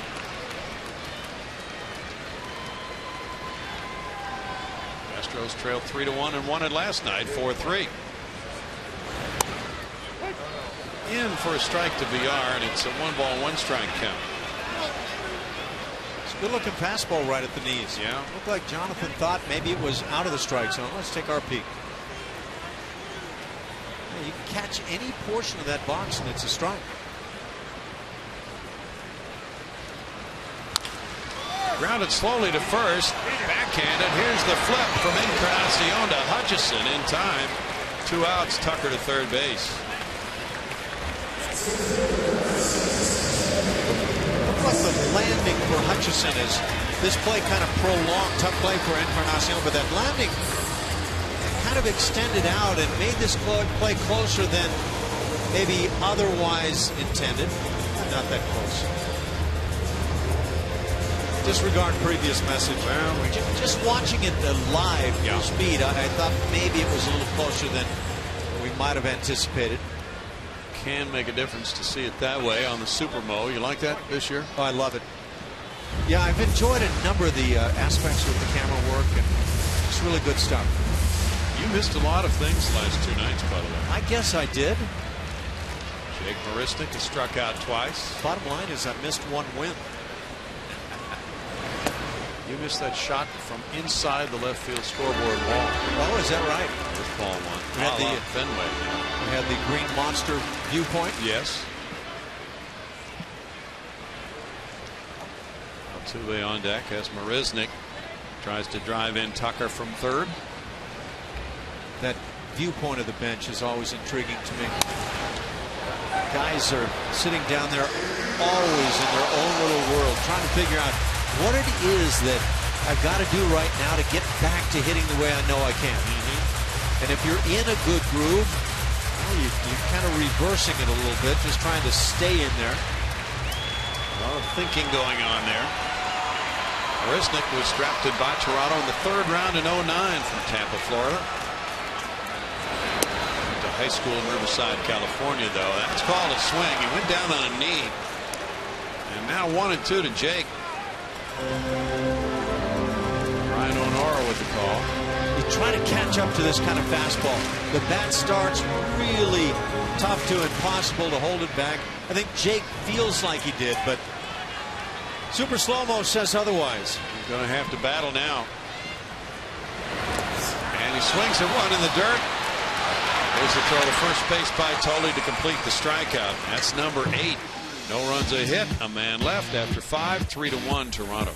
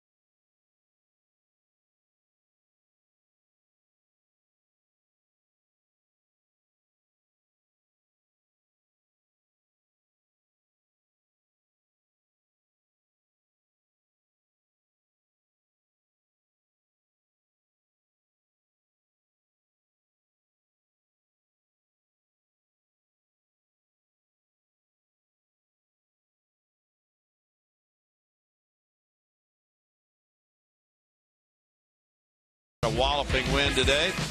13-1 Tigers, including a pair of home runs by Miguel Cabrera. 5 runs batted in.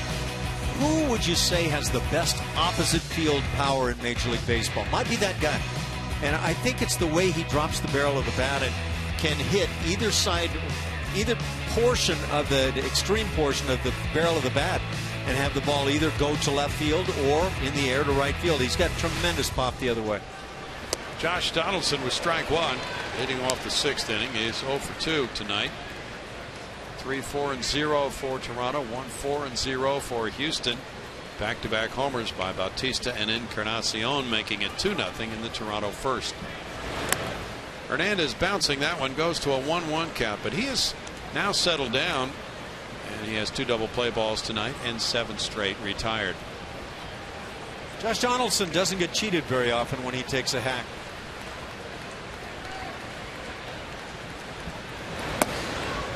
Not chasing there, and it's a 2-ball 1-strike count. Controversial trade. Oakland trading a player that many people thought was the heart and soul of the A's, Josh Donaldson, to Toronto over the winter. Now, the funny thing is, for the Blue Jays, they traded Brett Laurie the other way, amongst other players. And if you went back 3 years ago, he was the heart and soul. VR recovers on a hot shot and gets it. His mechanics were solid. He got in front of the ball. Yeah. That allowed him time to recover. Very accurate on Jonathan VR. Yellowwood is bringing the lumber once again. And we look back right at this ball game. Joey bats Jose Bautista. First inning, that was a bomb. And he got possibly trumped with this one by teammate Edwin Encarnacion up on the tracks. Yeah, those two were legit. This is a ball hit to left field, and Rasmus is back for the catch. Bautista retired for the first time tonight. After the homer, he walked. So Hernandez now has really gotten things turned around and faces Encarnacion next. When you're a big home run hitter, you're going to get fooled sometimes, and Bautista's out in front, and you can see the separation of the hands off the bat and just kind of reaching. But he's so strong, he'll hit some home runs on that swing. Encarnacion, after going deep, grounded into a double play. He looks at ball 1. Edwin was drafted by Texas in 2000 and traded to Cincinnati.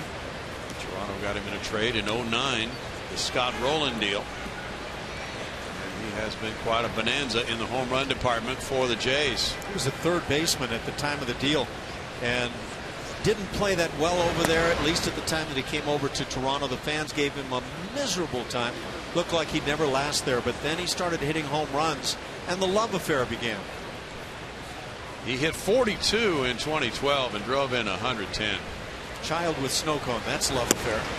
Watch the bat. Lands up the left field line. 2-1. Well, that's going to get entered in the long toss competition. Luis Rivera is the third base coach.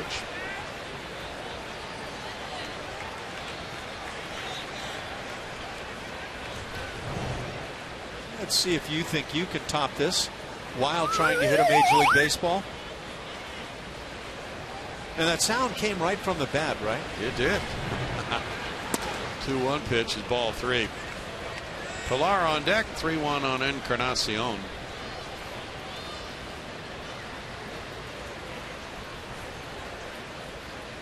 The Astros are 8-2 here against Toronto.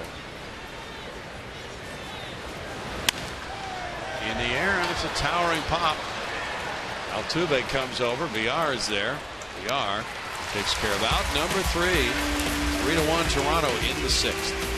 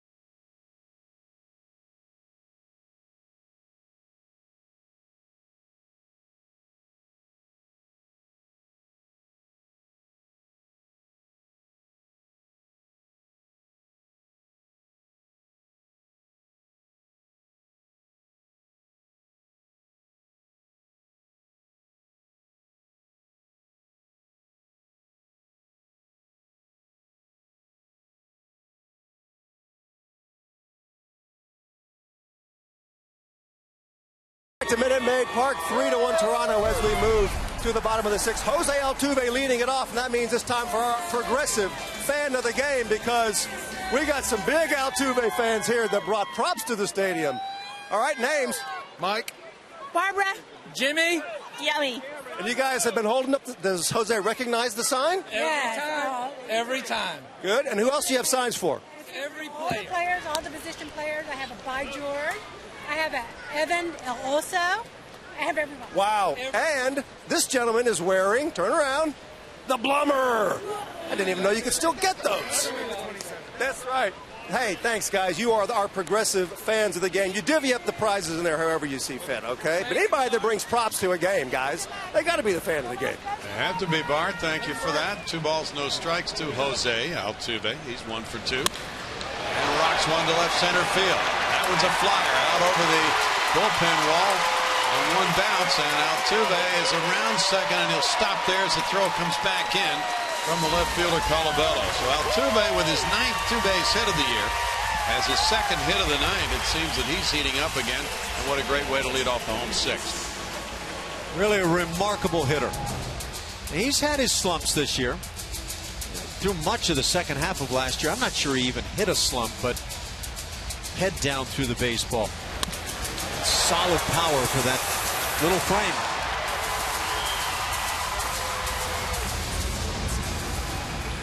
They got it out. Now the Astros have stirred up some thinking on the Toronto bench. The bullpen was getting ready prior to Altuve's at bat, so perhaps the thought that Hutchison might need some reinforcement here. The 5th inning had been his problem frame this year. He made it through the 5th without anything scoring, but now here in the 6th inning, it's Valbuena coming up next with a runner at second, so perhaps to guard against what could be a collapse here in the middle innings. It's Steve Delabar getting loose in the bullpen. Well, you better take advantage when you've got opportunities if you're going to climb back in a well-pitched ball game like this. 5 hits for Houston. Valbuena has one of those, a run-producing double in the first. Then he struck out in the third. Second baseman Travis is out in shallow right field. And there's ball one on the pull hitting Valbuena. I like what the Blue Jays are doing defensively right here with Altuve aboard at second. We know he loves to run, trying to steal third base as well. They've got their shortstop just playing right up in, almost holding Altuve.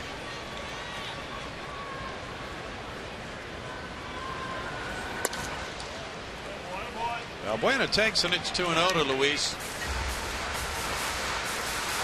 Would you think about, well, not with a 2-0 count, but would you have thought about a bunt if you were Valbuena in this situation? Only for a base hit. Right. Yes, I'm going to be very happy if the Astros can pick up a run in this inning. But I think you also have to think beyond that and try to get that knock. The Toronto bullpen has not been good. You know, with that kind of a defense, if you can push one, bring one with you toward the second baseman with something on it, you should beat it handily. 2-1 now.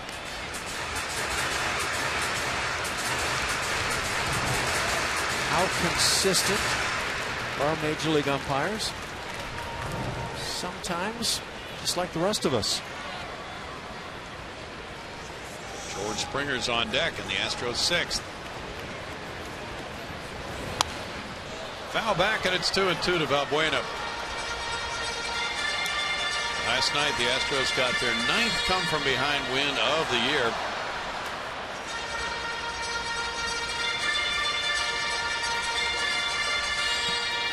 Blue Jays have not won any of their last 4 series on the road. They've lost 3 and split 1. They're 8-11 away from home.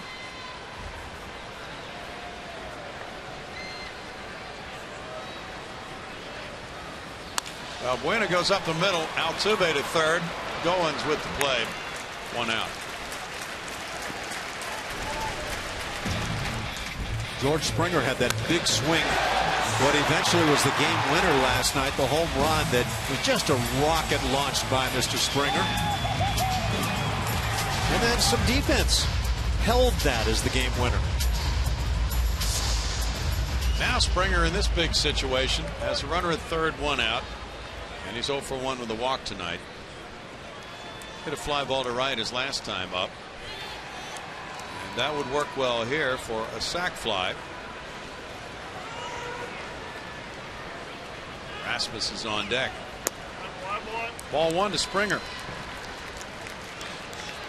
You know, when you get a chance to see George Springer up close, physically he is a specimen. And I think he could have been a great player in any sport. And obviously the Astros hope he blossoms into that great player all around. 2-0. Tremendous ability. He's been on base now in 18 of his last 19 games. Blessed with that natural speed and strength that only a few have. Grounded to shortstop. Altuve comes home. Goins with the throw. And it's 3-2. Springer getting his 14th run batted in. It's a 1-run lead with Rasmus batting next. Such is the makeup of some runs around the major leagues, and you got to take them every time those are presented.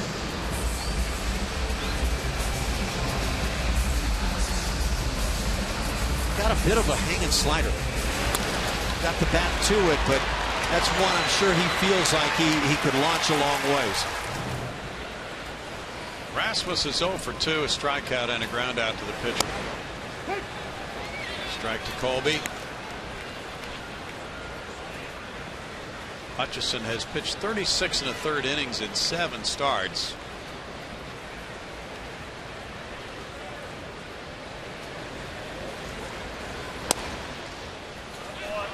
It's 1-1.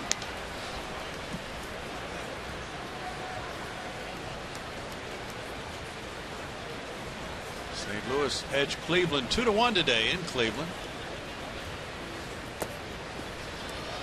2 balls and a strike after the big gem last night by Corey Kluber, striking out 18. Trevor Rosenthal has 12 saves for the Cardinals this year.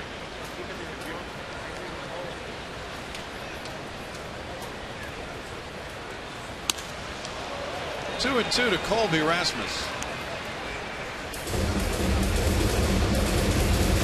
94-mile-an-hour heater is alive, and not many guys are getting to it. He's kept that velocity throughout the evening.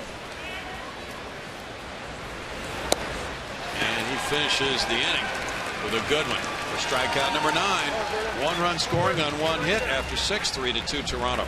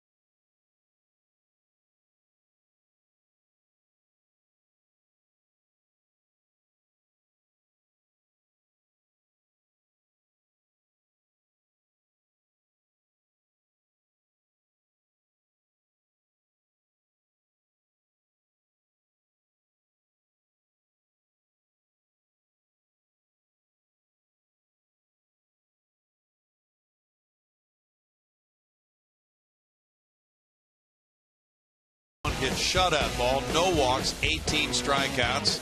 Biggest strikeout game in the American League since '98. Roger Clemens. Roger had 20 strikeouts in a game, but Bob Feller had 18, and Kluber tied him for the Tribe top mark. I don't think you're allowed to go by what was it, bullet ball? What was he called? Rocket?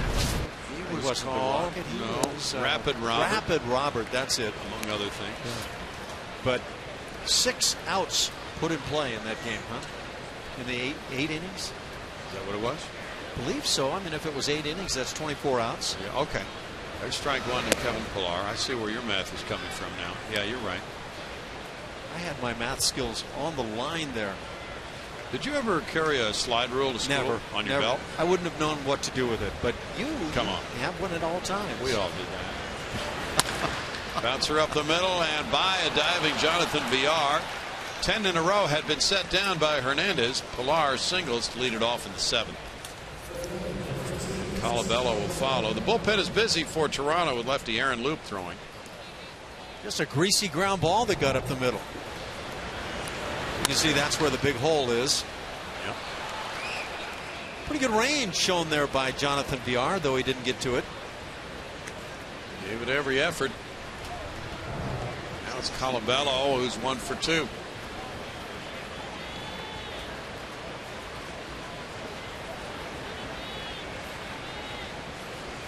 Each club with 5 hits and no errors now.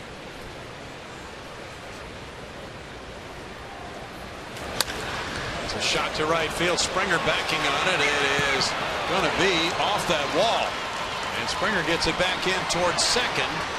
It's second and third. Nobody out on the double by Colabello. That one gave it a run for a line drive homer. Colabello hitting a ringing shot for his 3rd double of the year. He's 2 for 3 tonight. I didn't think George fully cut loose this throw towards second base. And had he, I don't know if it would have changed the outcome, but one thing we didn't see is George go head to wall right there. That changes this game with runners at second and third, nobody out. The infield coming in for Ryan Goins. Goins bounded into a double play, and then he lined out to third. And a big situation here with Josh Fields warming up for Houston. Hernandez trying to keep it close at 1 run. He gets strike 1. Foley's on deck. Carrera due up as the number 9 hitter as the inning progresses. Hernandez has thrown just 75 pitches. 50 have been strikes. He threw 18 in the first inning, but then settled down in the 4th with 4, and the 5th with 9, and the 6th with 10 pitches. Missing outside. He goes to a 1-1 count on Goins.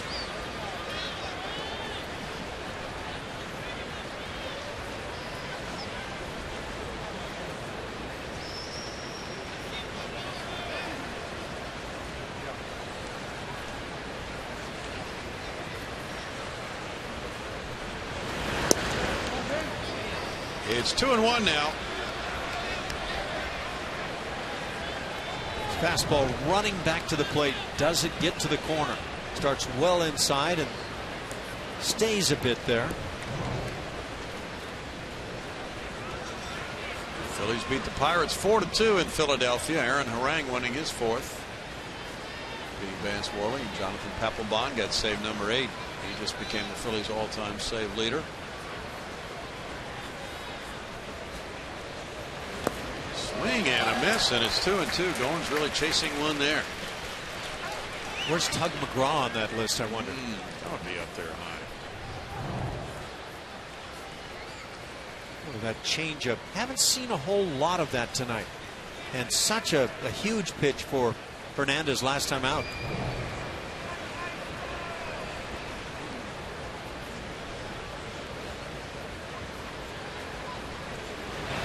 Goins fouls it back. That was very hittable.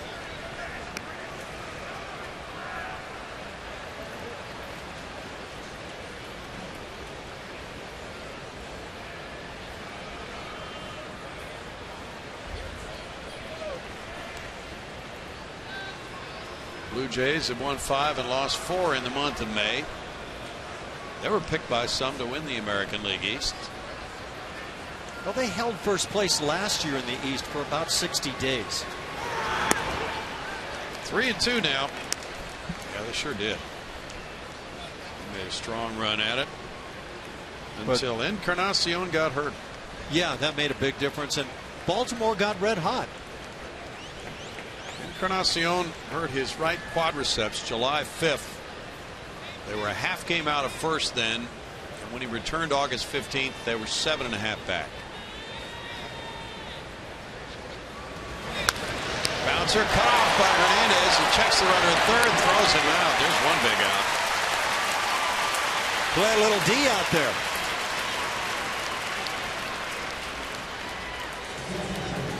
Yeah, he can make some good pitches, but ground balls will get by the mound a lot of times. And this on that left side, so a nice job by Hernandez.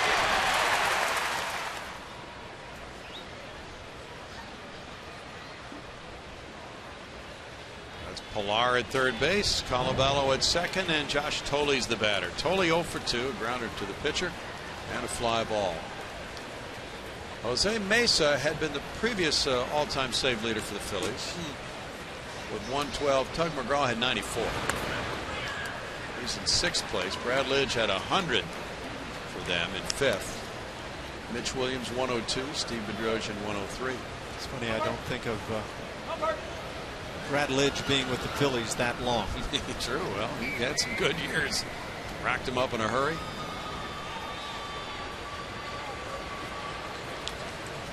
Josh Fields in the bullpen with a 1-0 count. 2 balls, no strikes. Carrera on deck. Hernandez has given the Astros a shot in the arm after 5 relievers worked last night in the 4-3 win.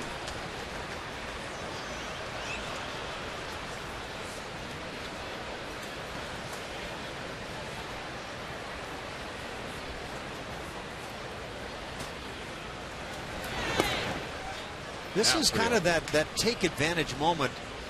Right here, you've got a guy at the plate who has not been swinging the bat well. Historically hasn't swung it well. Get that second out without a run scoring and then go after it. At 3-0, that changes things a little bit. Roberto goes for a walk.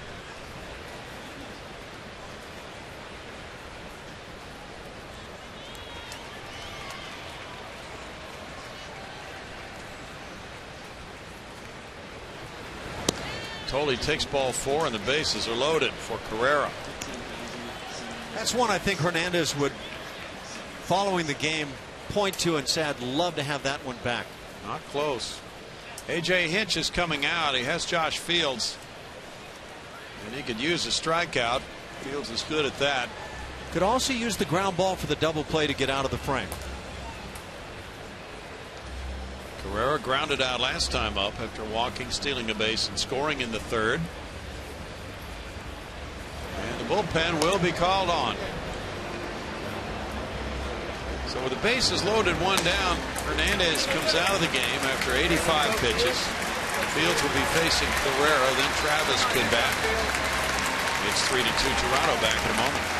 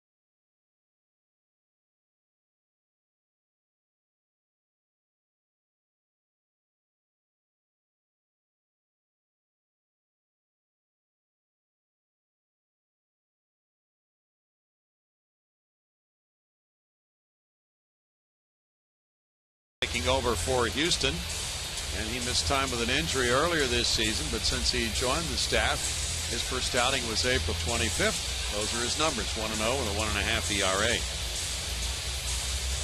Well, this leans toward the strikeout that you mentioned, Brownie. Good time for a strikeout, and maybe A.J. Hinch just felt it was the end of the line tonight for Hernandez, and maybe there wasn't another ground ball in his arm.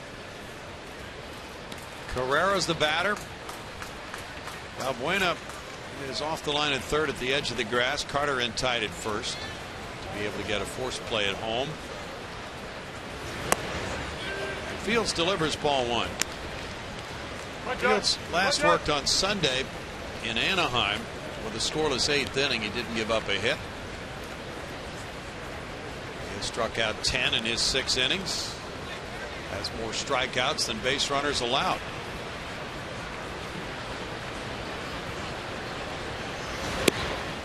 Falls behind 2-0.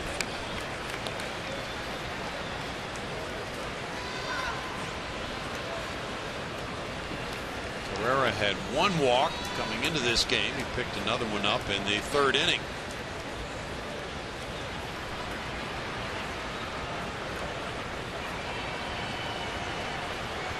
Houston bullpen has the 2nd best ERA in the American League. Center field, Marisnick will have a throw to make. All the runners are tagging.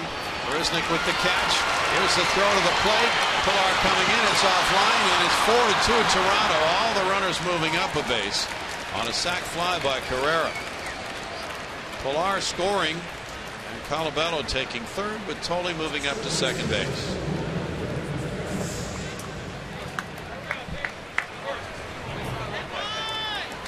Marisnick does all he can here to try to get the out of the plate, but always remember to throw through the cutoff man, because in this case everybody else takes off. That throw too high for Carter to deal with, and that's an easy read for base runners immediately. It also wound up tying up Jason Castro, that short hop. As you see there on Super Mo, Devin Travis, the batter, he drove in a run with a double in the third. He's 1 for 3. And there's strike one. Travis is hitting .462 with 2 outs and runners in scoring position.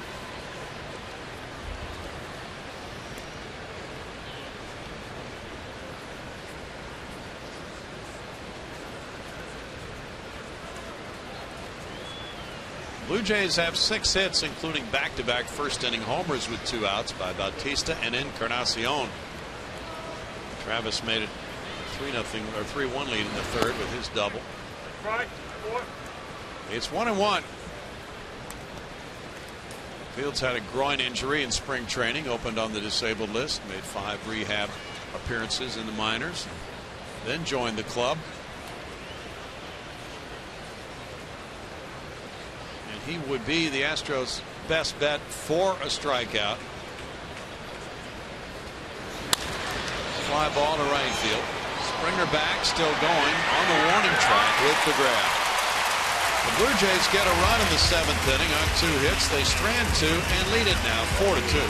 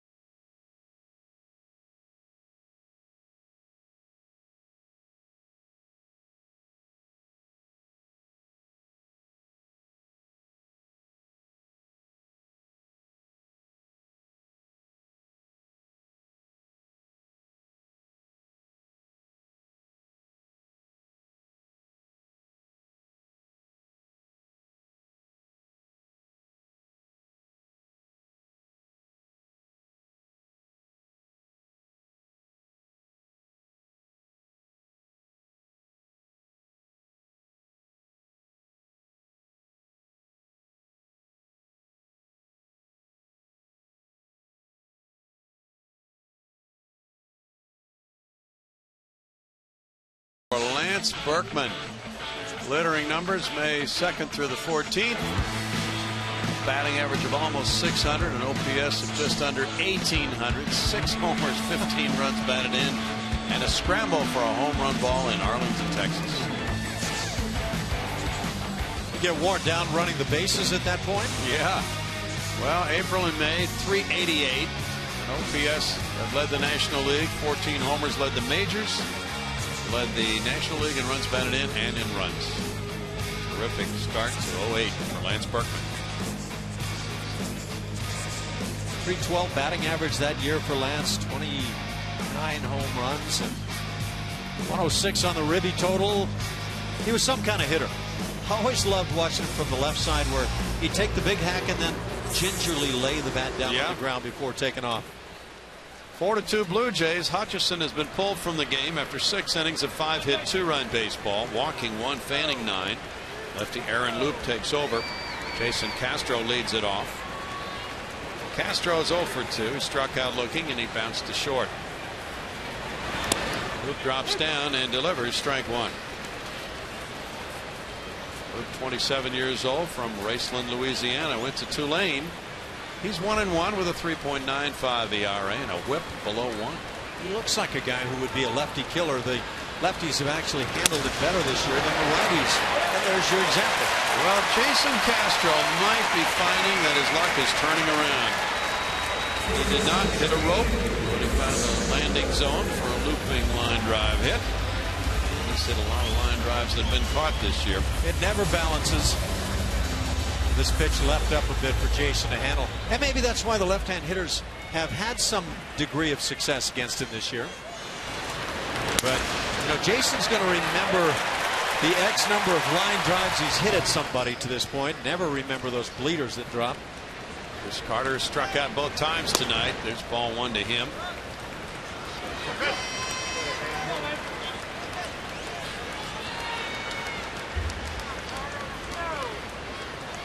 Luke last year pitched 71 times for the Blue Jays, striking out 56 in 68 innings. Carter looks at it, and it's a 2-ball, no strike count to Chris.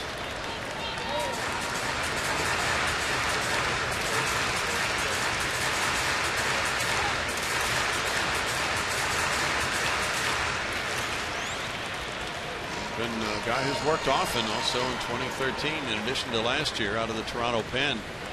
I talk about a guy that should be tough on left-hand hitters. There's that crossfire that Luke steps into, lands on that first base side of the hill.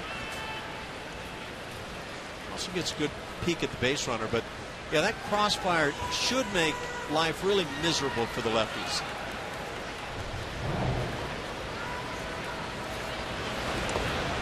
In the dirt, Tolley scrambles for it. Now 3-1 to Carter. Trying to zone in on a pitch. This Toronto bullpen has a 3.55 ERA. That is only 10th best in the American League. And the closer spot has rotated since the season started. Current closer is lefty Brett Cecil. He has 2 saves. Carter fouls it back, 3-2. Tucker's on deck. Pitching has not been the strength of this Toronto ball club to this point.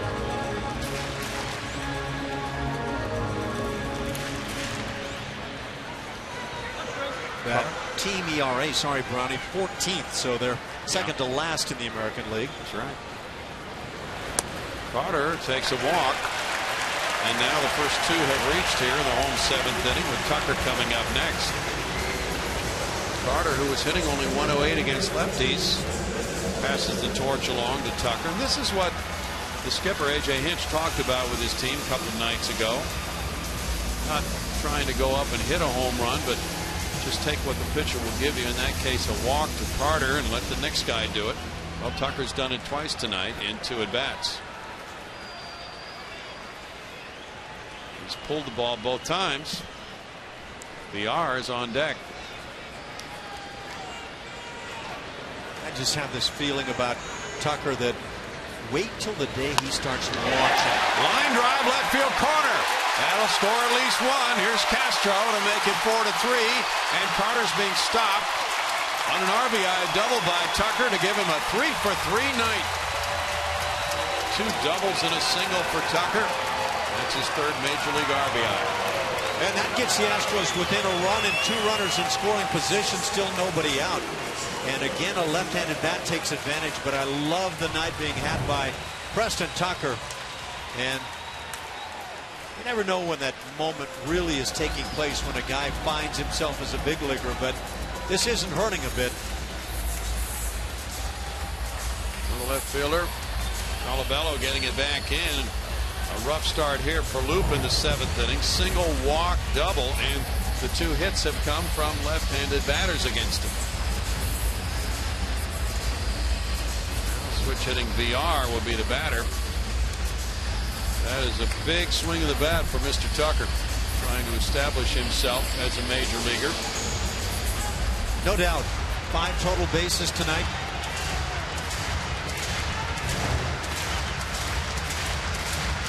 And when you can go the other way like this on a left-hand pitcher late in the ball game, that's going to help a great deal.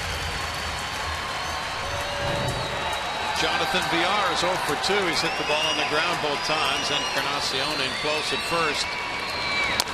Bats are over. Encarnacion off the right field line. Carter's going to score to tie it, and Tucker comes home. Here's Throws it, throwing to second, a two-run double by VR, and the Astros lead it 5-4. First double of the year for VR. His second and third runs batted in. And it's an ambush from the bottom of the lineup. This Astros club is on the cusp of really assembling some tremendous young talent. Quite a rally after Toronto added to its lead with one in the top of the inning. And Jonathan VR, this would not be what you'd think of as a power hit, but he's a powerful guy on that right side of the plate. 4 straight Astros reaching base against the Toronto bullpen and reliever Aaron Loop. VR in with the second consecutive run producing double of the inning. And still nobody out for Jake Marisnick. He'll be facing a different pitcher. And now find a way to get that man on second base with nobody out to the plate before the inning's over. First lead of the night for the Astros, and this is following a similar pattern to several games this season. 5-4 Houston. Back in a moment.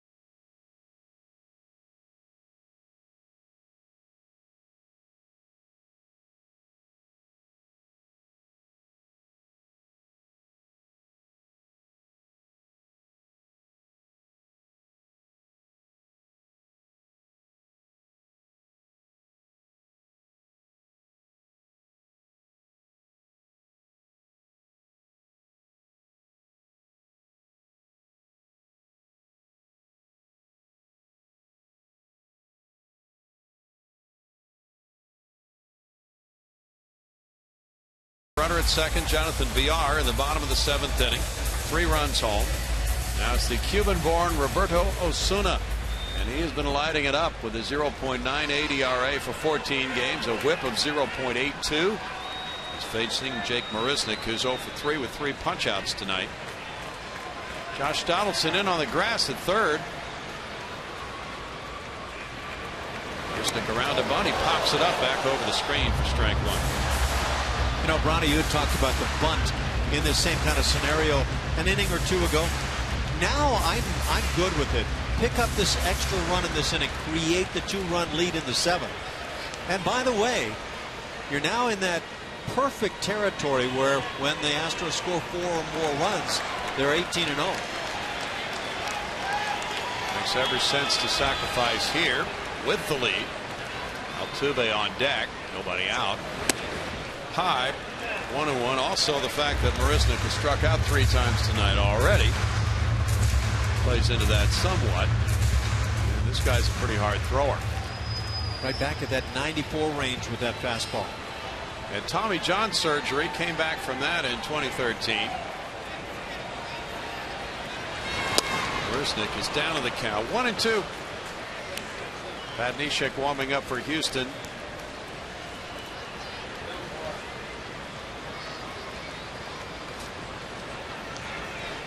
Astros have been something in late innings with their offense. It just seems to awaken. Fly ball out to center field. Pilar with VR tagging makes the catch and fires a throw in toward third. VR just beats it.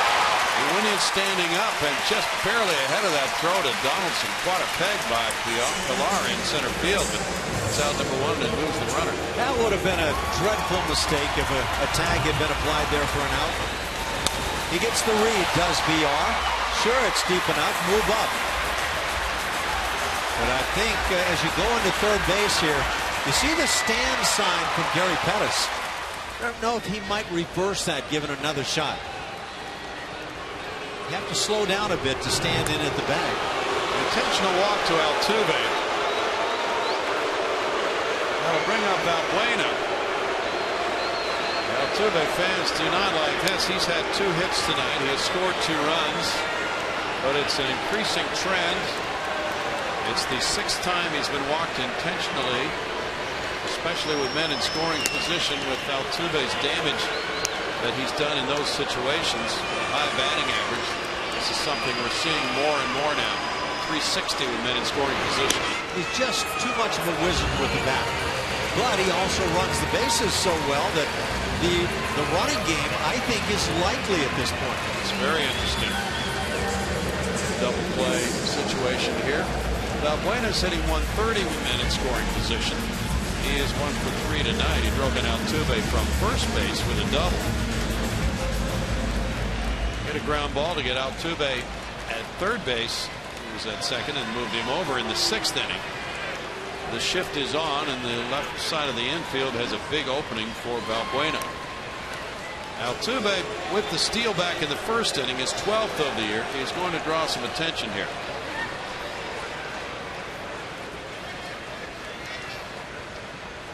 Osuna was pitching at Class A Dunedin last year. Quite a jump. Time called. Osuna's one of 3 rookies currently on the Toronto roster. When opening day rolled around, the Blue Jays had 6 rookies on their roster. That's pretty unusual for a team thought to be a contender. Strike to Valbuena. If you've got really good talent, put those most talented guys together is my feeling. George Springer's on deck.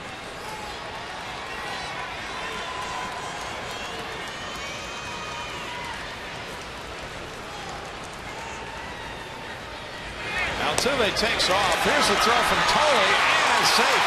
And now here is another run scoring. VR comes home as the ball gets by.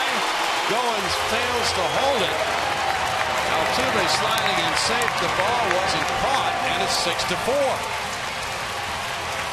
And because it's 1 out right now, I wouldn't be caught surprised at all if Altuve took off for third. Tolley did a nice job making this a reasonably close play. Had that ball been caught, no telling what that might have been called. Throw hit him on the left knee. Tolley has drawn an error for the throw, allowing VR to score. Yeah, it's really unfortunate because that was nearly a perfect throw. Buena swings at that one, and it's 0-2, and the Astros are doing a little bit of manufacturing tonight. Can you make a better throw than this? Maybe by putting it up just a little bit, and not letting it tail into the runner. But for me, the infielder is kind of the culprit on that play. Holmes didn't realize the ball wasn't in his glove. VR alertly scored on the play. Buena hits that one out of play. He's the 7th Astro to bat in this 7th inning rally. Yeah, again, this is just not one of those spots where you can give yourself up as a hitter, hit a ground ball, move the runner up. So I think Altuve has to be thinking about seeing if he can get a jump. But again, the Blue Jays put the shortstop right in on the bag on him.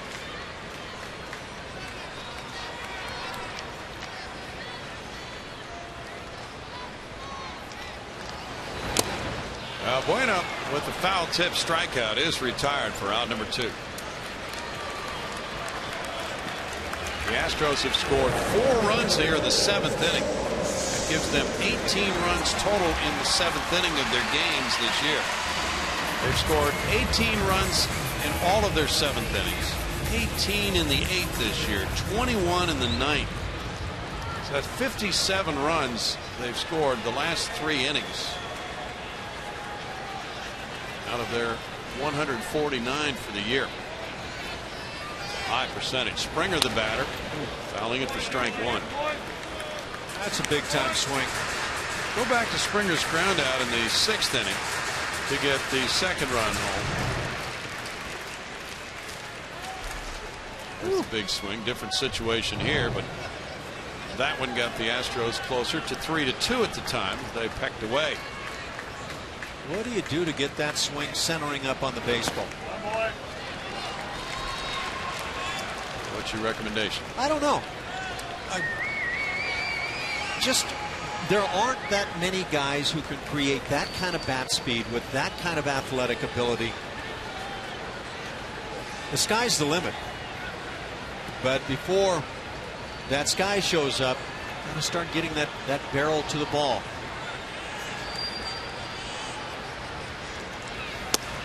Springer takes a strike. That makes it 1-2 to George.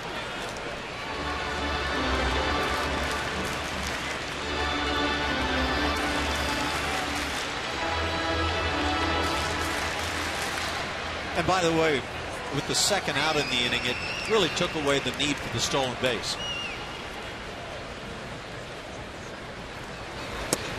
That's a wide one. 2 balls, 2 strikes to Springer.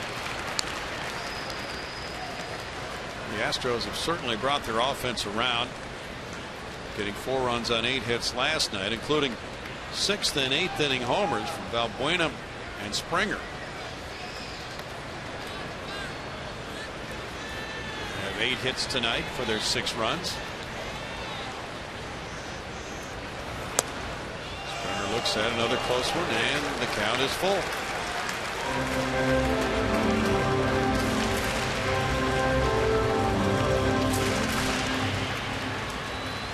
Close pitch taken again, as Brownie says here. You don't want to keep giving umpires the opportunity on that pitch.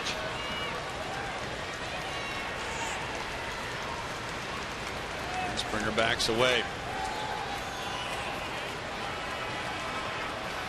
Astros have won 3 times when they have trailed after 7.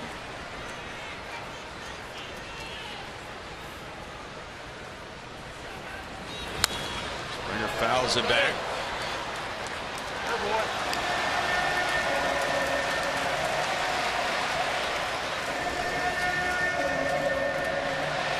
I do, however, as you ask, what do I recommend? I think that ultimately when Springer does find it, he'll spend more of his batting practice time working on line drives to right field and back up the middle, rather than launching the prodigious home run shots.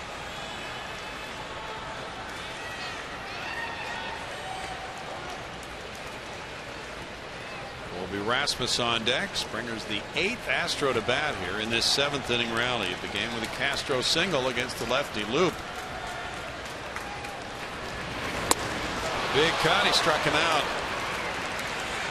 And in the 7th inning, the Astros put together a go-ahead rally. Berkman did it in the month of May. The Astros are calling on some Berkman karma here. They lead it 6-4 after 7.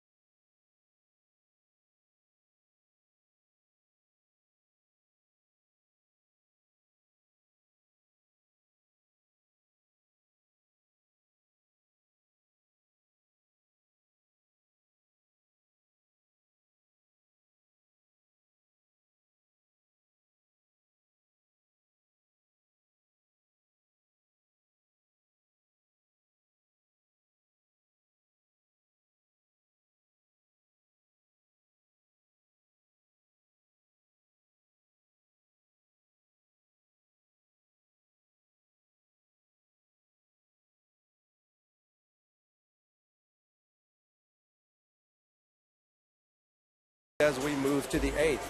MLB.TV Premium, the #1 live streaming sports service, is celebrating 13 years. Watch every out-of-market game live or on demand in true HD on over 400 devices. Get real-time highlights, live look-ins, pitch tracking, and more. Blackout and other restrictions do apply. Visit MLB.TV for details. Rowdy, back to you. Thanks, Bart. Quite a 7th-inning rally, and now the Astros have the lead, 6-4. We go to the 8th inning, and it's Pat Neshek taking over. He's 3-0 with a 3.38 ERA. This guy can work for several days in a row, Ash. He brings that advantage to the bullpen. Yeah, he's doing his role very well, too. 9 holds on the season. Strike 1 to Donaldson. He's 0 for 3.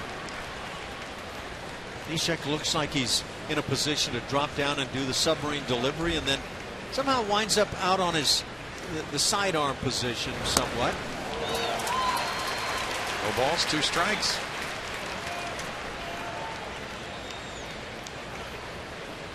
Very effective, and I just looked at the walk column for him, and it has a 0 in it.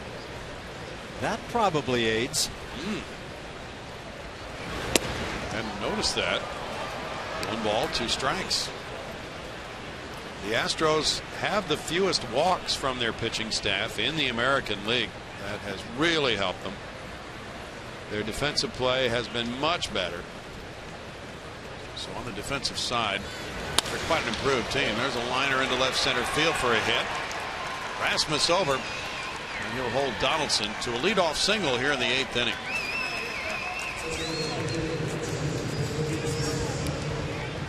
Now, this is the part of the order you want to be seeing for the last time if you're the Astros pitching staff right now. For sure. Quick strike force. Bautista showed us that in the first. There's that delivery.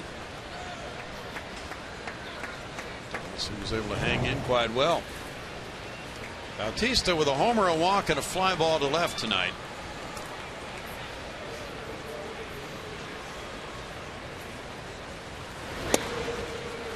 Ball 1 to him. Astros relievers have won 10 and lost 2. 2.18 ERA.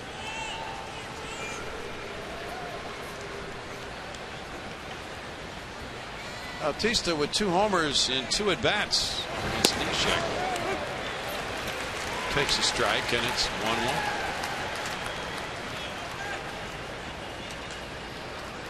Pat came in last night against the Giants in the 7th inning, and he was spotless, getting 3 outs and 1 via strikeout. He threw 12 pitches. That's been the pattern for this Astros bullpen as a whole. Guys have not labored much. They've had clean innings. They haven't needed to throw a lot of pitches to get their outs, and that's kept them available for the next day quite often. Neshek has not given up any runs in his last 7 outings. Broken bat, it goes foul. 2-2 to Bautista.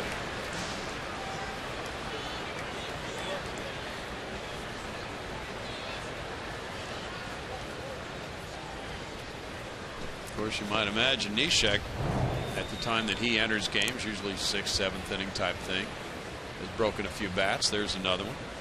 But his career record's 26-11 also. Yep. Neshek created what he wanted right there. The tail end of Bautista going the wrong direction, and get yourself that ground ball, maybe get the double play. The Astros turned 2 of those behind Roberto Hernandez, the starter tonight. The liner, Valbuena. Or just rely on good old-fashioned good fortune.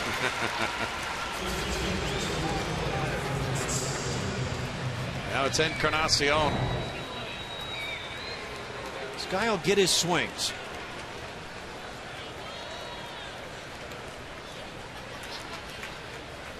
Still reaching a bit, still out in front.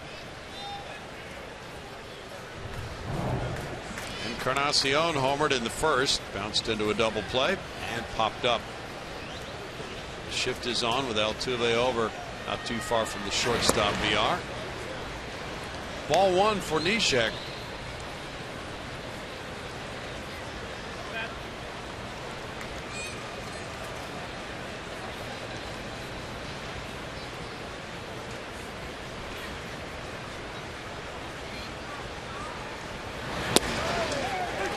That's a strike, and it's 1-1 with Pilar on deck. And that Detroit win 13-1 over Minnesota. Sanchez won his third.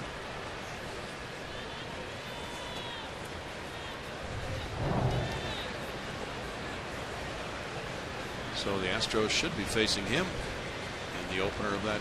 No, that's right. That's not this next week. That is a strike, 1-2. We got a few more days until the Astros go on the road to Detroit. Let's stick around here for a while longer. Let's do it. It's well located. Oakland's here next week.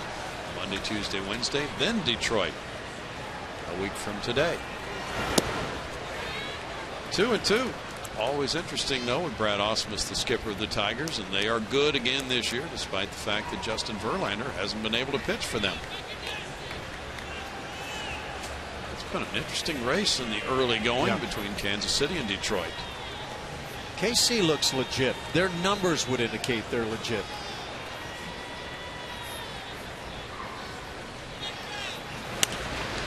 Foul back. Still 2-2. Their numbers tonight were Royals 6, Rangers 3 at Texas.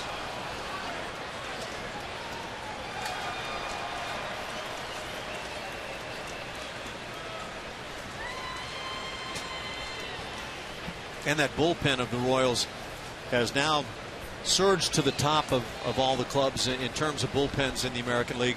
The Astros are second to them, but that's just a load of good arms. They've got great arms. Ground ball, and here's Villar to his left, tossing Altuve, quick throw. That's a double play, 6-4-3, and it's no runs a hit, nobody left. 3 double plays for the Astros tonight. This is a beauty. Altuve did not have to move his feet.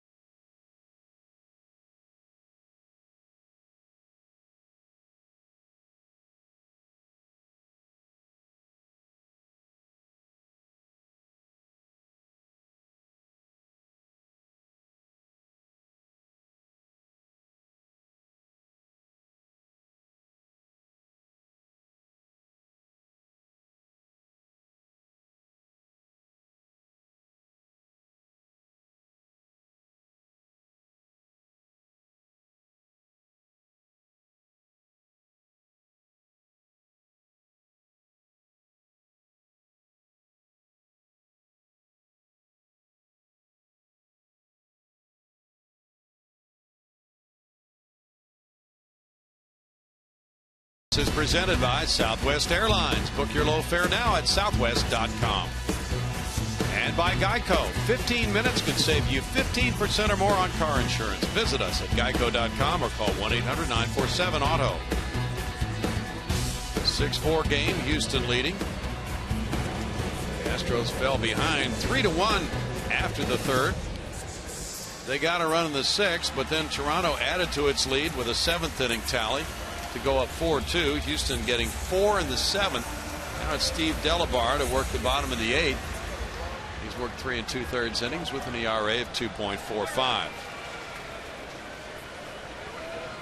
Colby Rasmus, the first man up. He's 0 for 3. Delabar deals in at strike 1. Aaron Loop is on the hook for this one as of now. He did not retire a batter, giving up 3 hits, 4 runs, 1 walk, no strikeouts. Osuna had 1 hitless inning with a walk and 2 punch outs. Foul back, and it's 0-2. Drew Hutchison in 6 innings gave up 5 hits, 2 runs with a walk. He struck out 9. He put his club in an excellent position to win, but the bullpen has not been able to hold it for Toronto.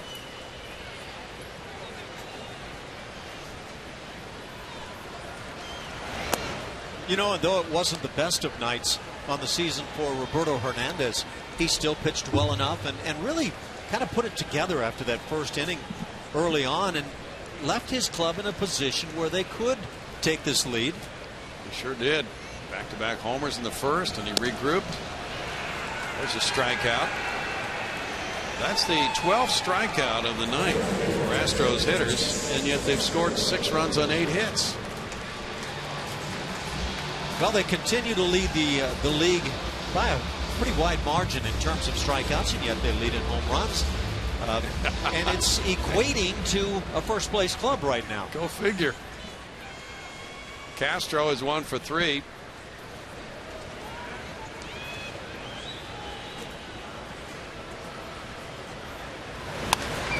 Fouled away, strike 1. There's a form chart that seems to develop in the minds of a lot of people on given teams over the winter after they make their personnel changes and they have their club set going to spring training. People look at the numbers, they look at what all the players have done in their careers, and they say, boy, this team is going to set a strikeout record this year. Well, that might happen. But what's going to happen when they make contact? I hope it's all the talk of the World Series this year. Right. It's been really a phenomenon to observe. They are 7th in runs scored, and they're 6th in slugging percentage. They're 4th in drawing walks, which has really helped the offense. 2 balls and a strike. And through it all, the pitching's been solid. Chad Qualls is warming up, getting set for the 9th inning. Preston Tucker there. He's 3 for 3 tonight. Inside for ball 3 to Castro. And the game tonight has been indicative of what the Astros have done several times this year. They've rallied from behind in the late innings when they were up against it. It's a great quality. Foul back, 3-2. Had 9 come from behind wins.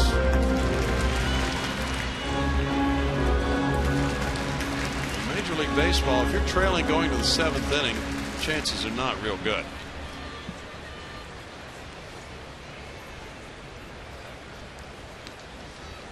Usually you're facing somebody who throws about mid-90s. You know, the one of those stats that really I can't totally buy into is the team that scores first wins such a great percentage of the time. Right.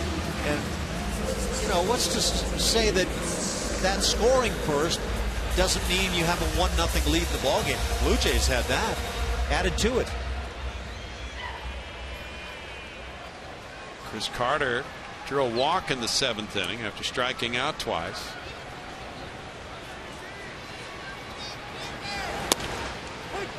Strike 1 to Carter. Cut a loose time and release the beast a little bit.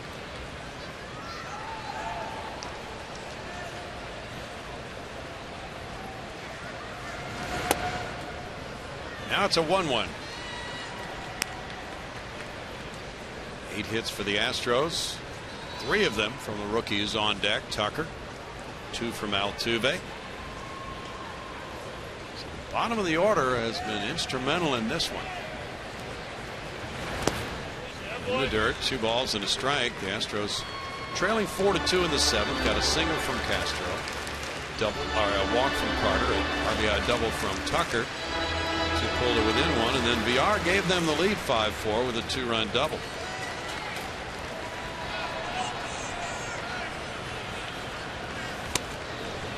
Two to Carter. Been a very unpredictable club to watch this year.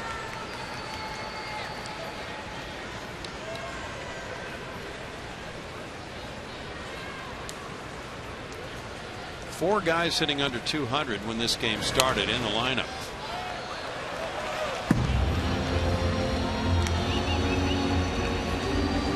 And you're not talking about guys that are occasional starters who are primarily on the bench. You're talking about guys that are mainstays, guys that are needed in the order. This guy included.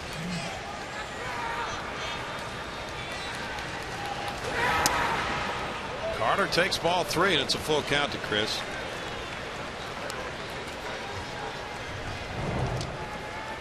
Slider, the intent to work the outside corner, just stays in, but you could see there was a moment where it was considered as to being a strike by Jeff Kellogg. That's way up, ball 4 to Carter from Delabar, and it brings up Tucker with 2 men on and 1 out.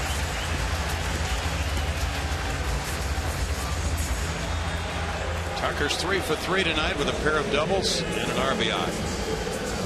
Talk about a guy just cutting it loose. That would be Preston Tucker right about now.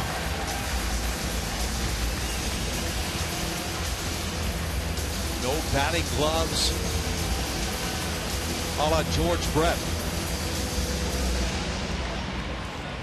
Facing a 31-year-old reliever in Delabar from Fort Knox, Kentucky.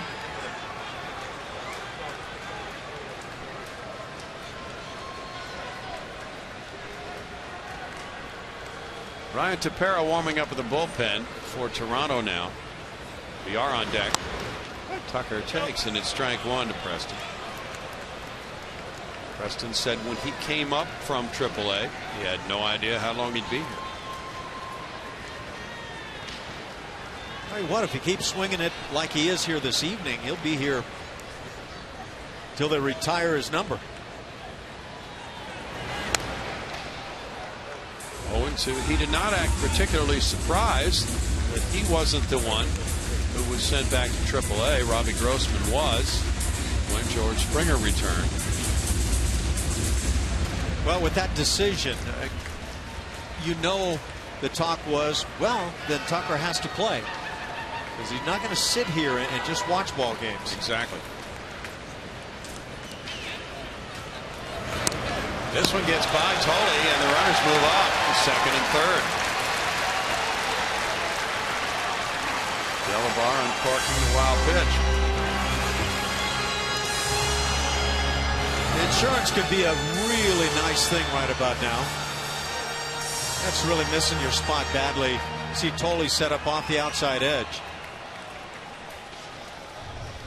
Now the infielders come in with a count 1-2 on Tucker.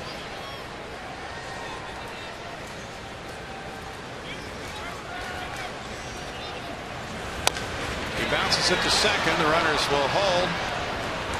2 outs. Castro came up the line a little bit. Now VR bats. That was good pitching into the drawn-in infield for me. The changeup induces many times the rollover full ground ball, and that's exactly what happens here. A little changeup out in front and roll right over the baseball. So that was really working it into your defense.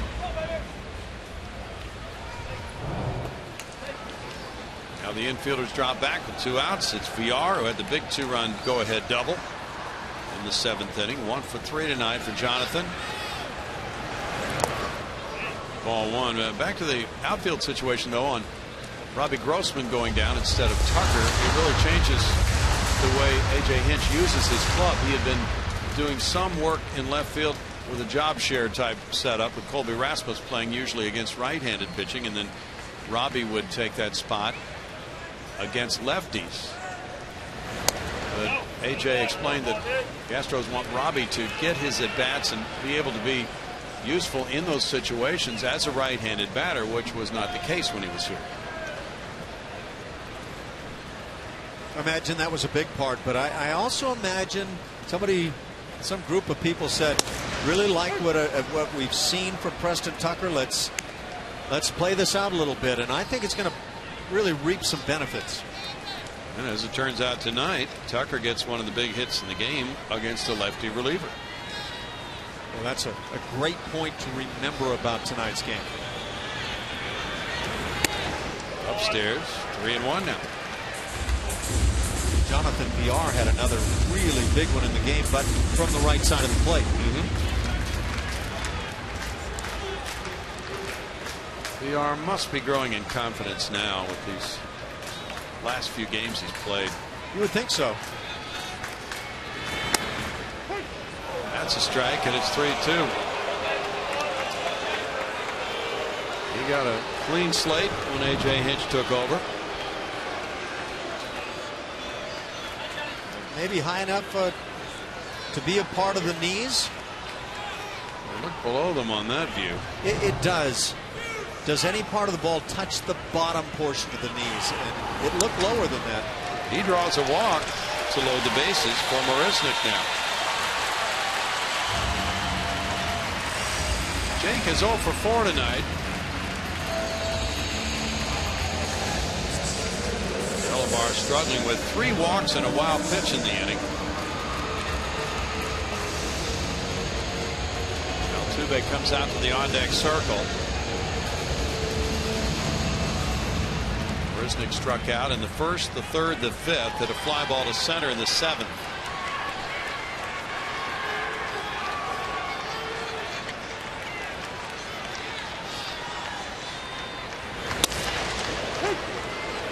Strike to Marisnick. The Blue Jays have parted with a lot of good young talent in their trades the last few years. Marisnick, one of those players, Adeiny Echeverria, going to Miami in that big package involving other prospects as well. Henderson Alvarez. No balls, 2 strikes.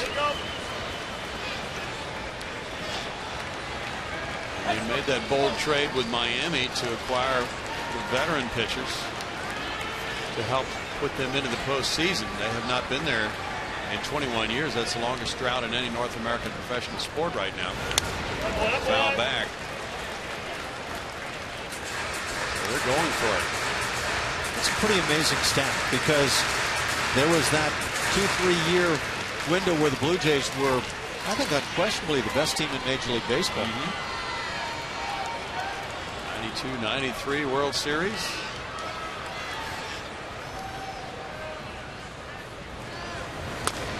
Marisnick rolls over on that one and he fouls it.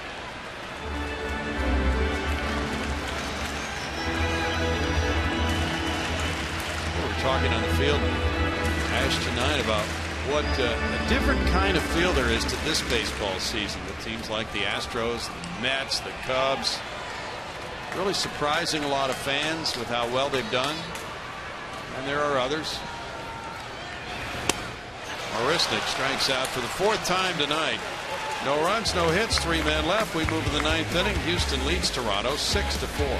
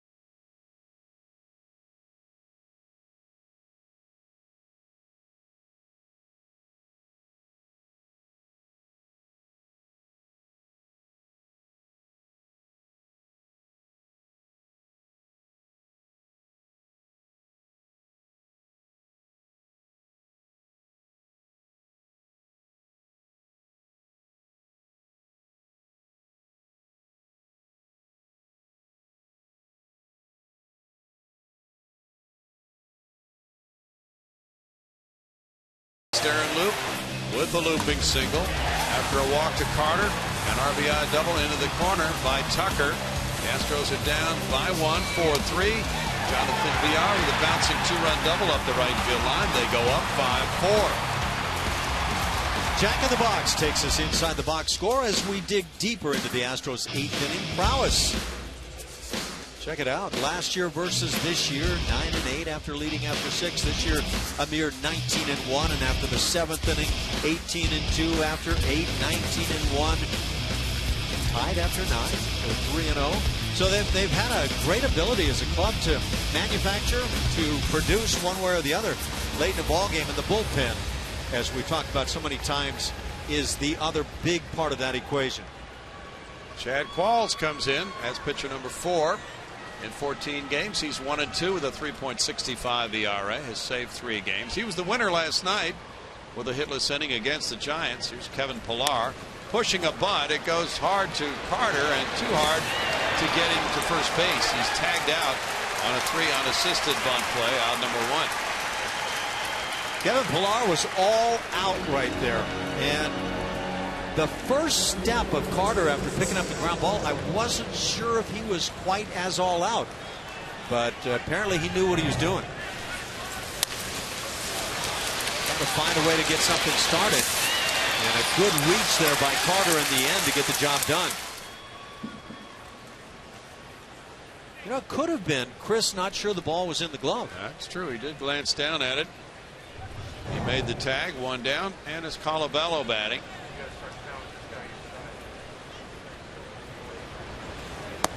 Qualls was the closer last year. There's strike 1. Luke Gregerson has held that role for most of this season. There are times when Qualls does get the opportunity to save a game, as he did at the Angels Stadium. He got his 3rd save of the year, and that was 4 days ago in the 6-5 win, and getting a win last night. Last night, Gregerson got his 8th save with a shutout inning. He gave up 2 hits. The Giants were threatening. Big play at third, really helping the Astros. 1 ball, 1 strike. The bullpen appearances have been distributed and spread throughout the relievers. Gregerson has 15. Neshek just got his 16th tonight. This is Qualls' 15th.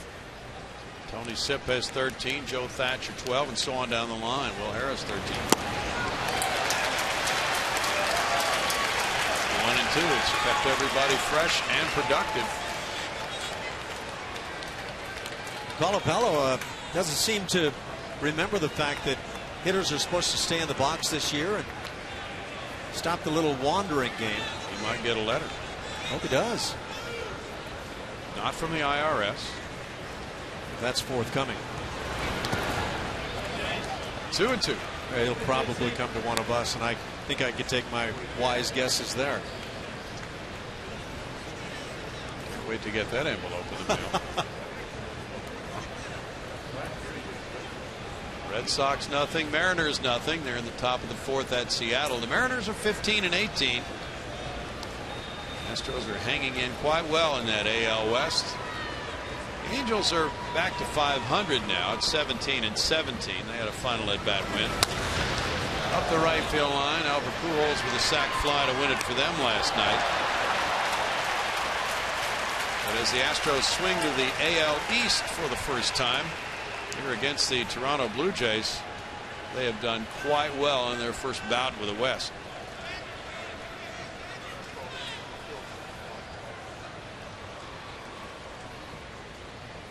They'll be playing Baltimore soon. Later on this season, Boston and the Yankees and Tampa Bay. Fouled away. Still 2 and 2.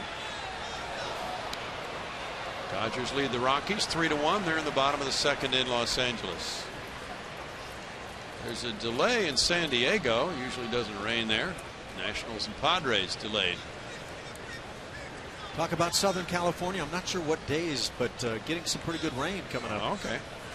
Much needed. Oh boy, they've been in a drought forever.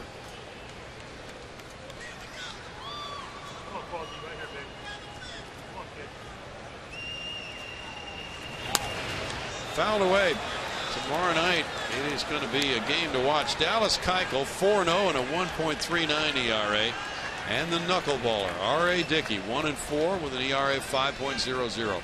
Wonder if Steve Sparks will throw indoor batting practice to the Astros hitters before that game. Could happen.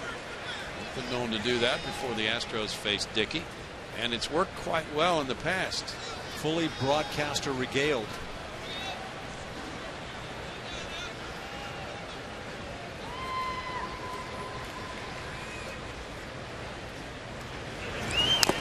Balls gets a foul ball, and the count stays at 2-2. Back to the work of Hernandez. You talked about it earlier. Roberto was 6 1/3 innings, allowing 6 hits, 4 runs tonight. Did not strike out a man, walked 3, but kept his club in the game. He regrouped after the back-to-back homers in the first inning, got 2 double play balls, retired 10 in a row, and then in the 7th inning he left with the bases loaded. One of those runs scored and was charged to him. Josh Fields is in line for the win. This will be the 9th pitch coming to Colabello. He struck out on it. 2 outs. Improved bullpens. Where do we start in the major leagues? How about with Houston? Over 2.5 runs better than they were last year. And boy, down to 210. You do that all year long, and you've got a chance of having a nice winning season. Cardinals, boy, that is some kind of bullpen together. And the Dodgers have pitched well. The entire Cardinals pitching staff really blazing a trail. Ryan Goins is 0 for 3. Fans are liking it here in Houston. Ball one. They were up last night, a crowd of 20,000, 725. Tonight's crowd 15,000 plus. And they really are warming to this Astros team. 15,777 tonight. Bouncer to first. Carter has it. A comeback win for the Astros.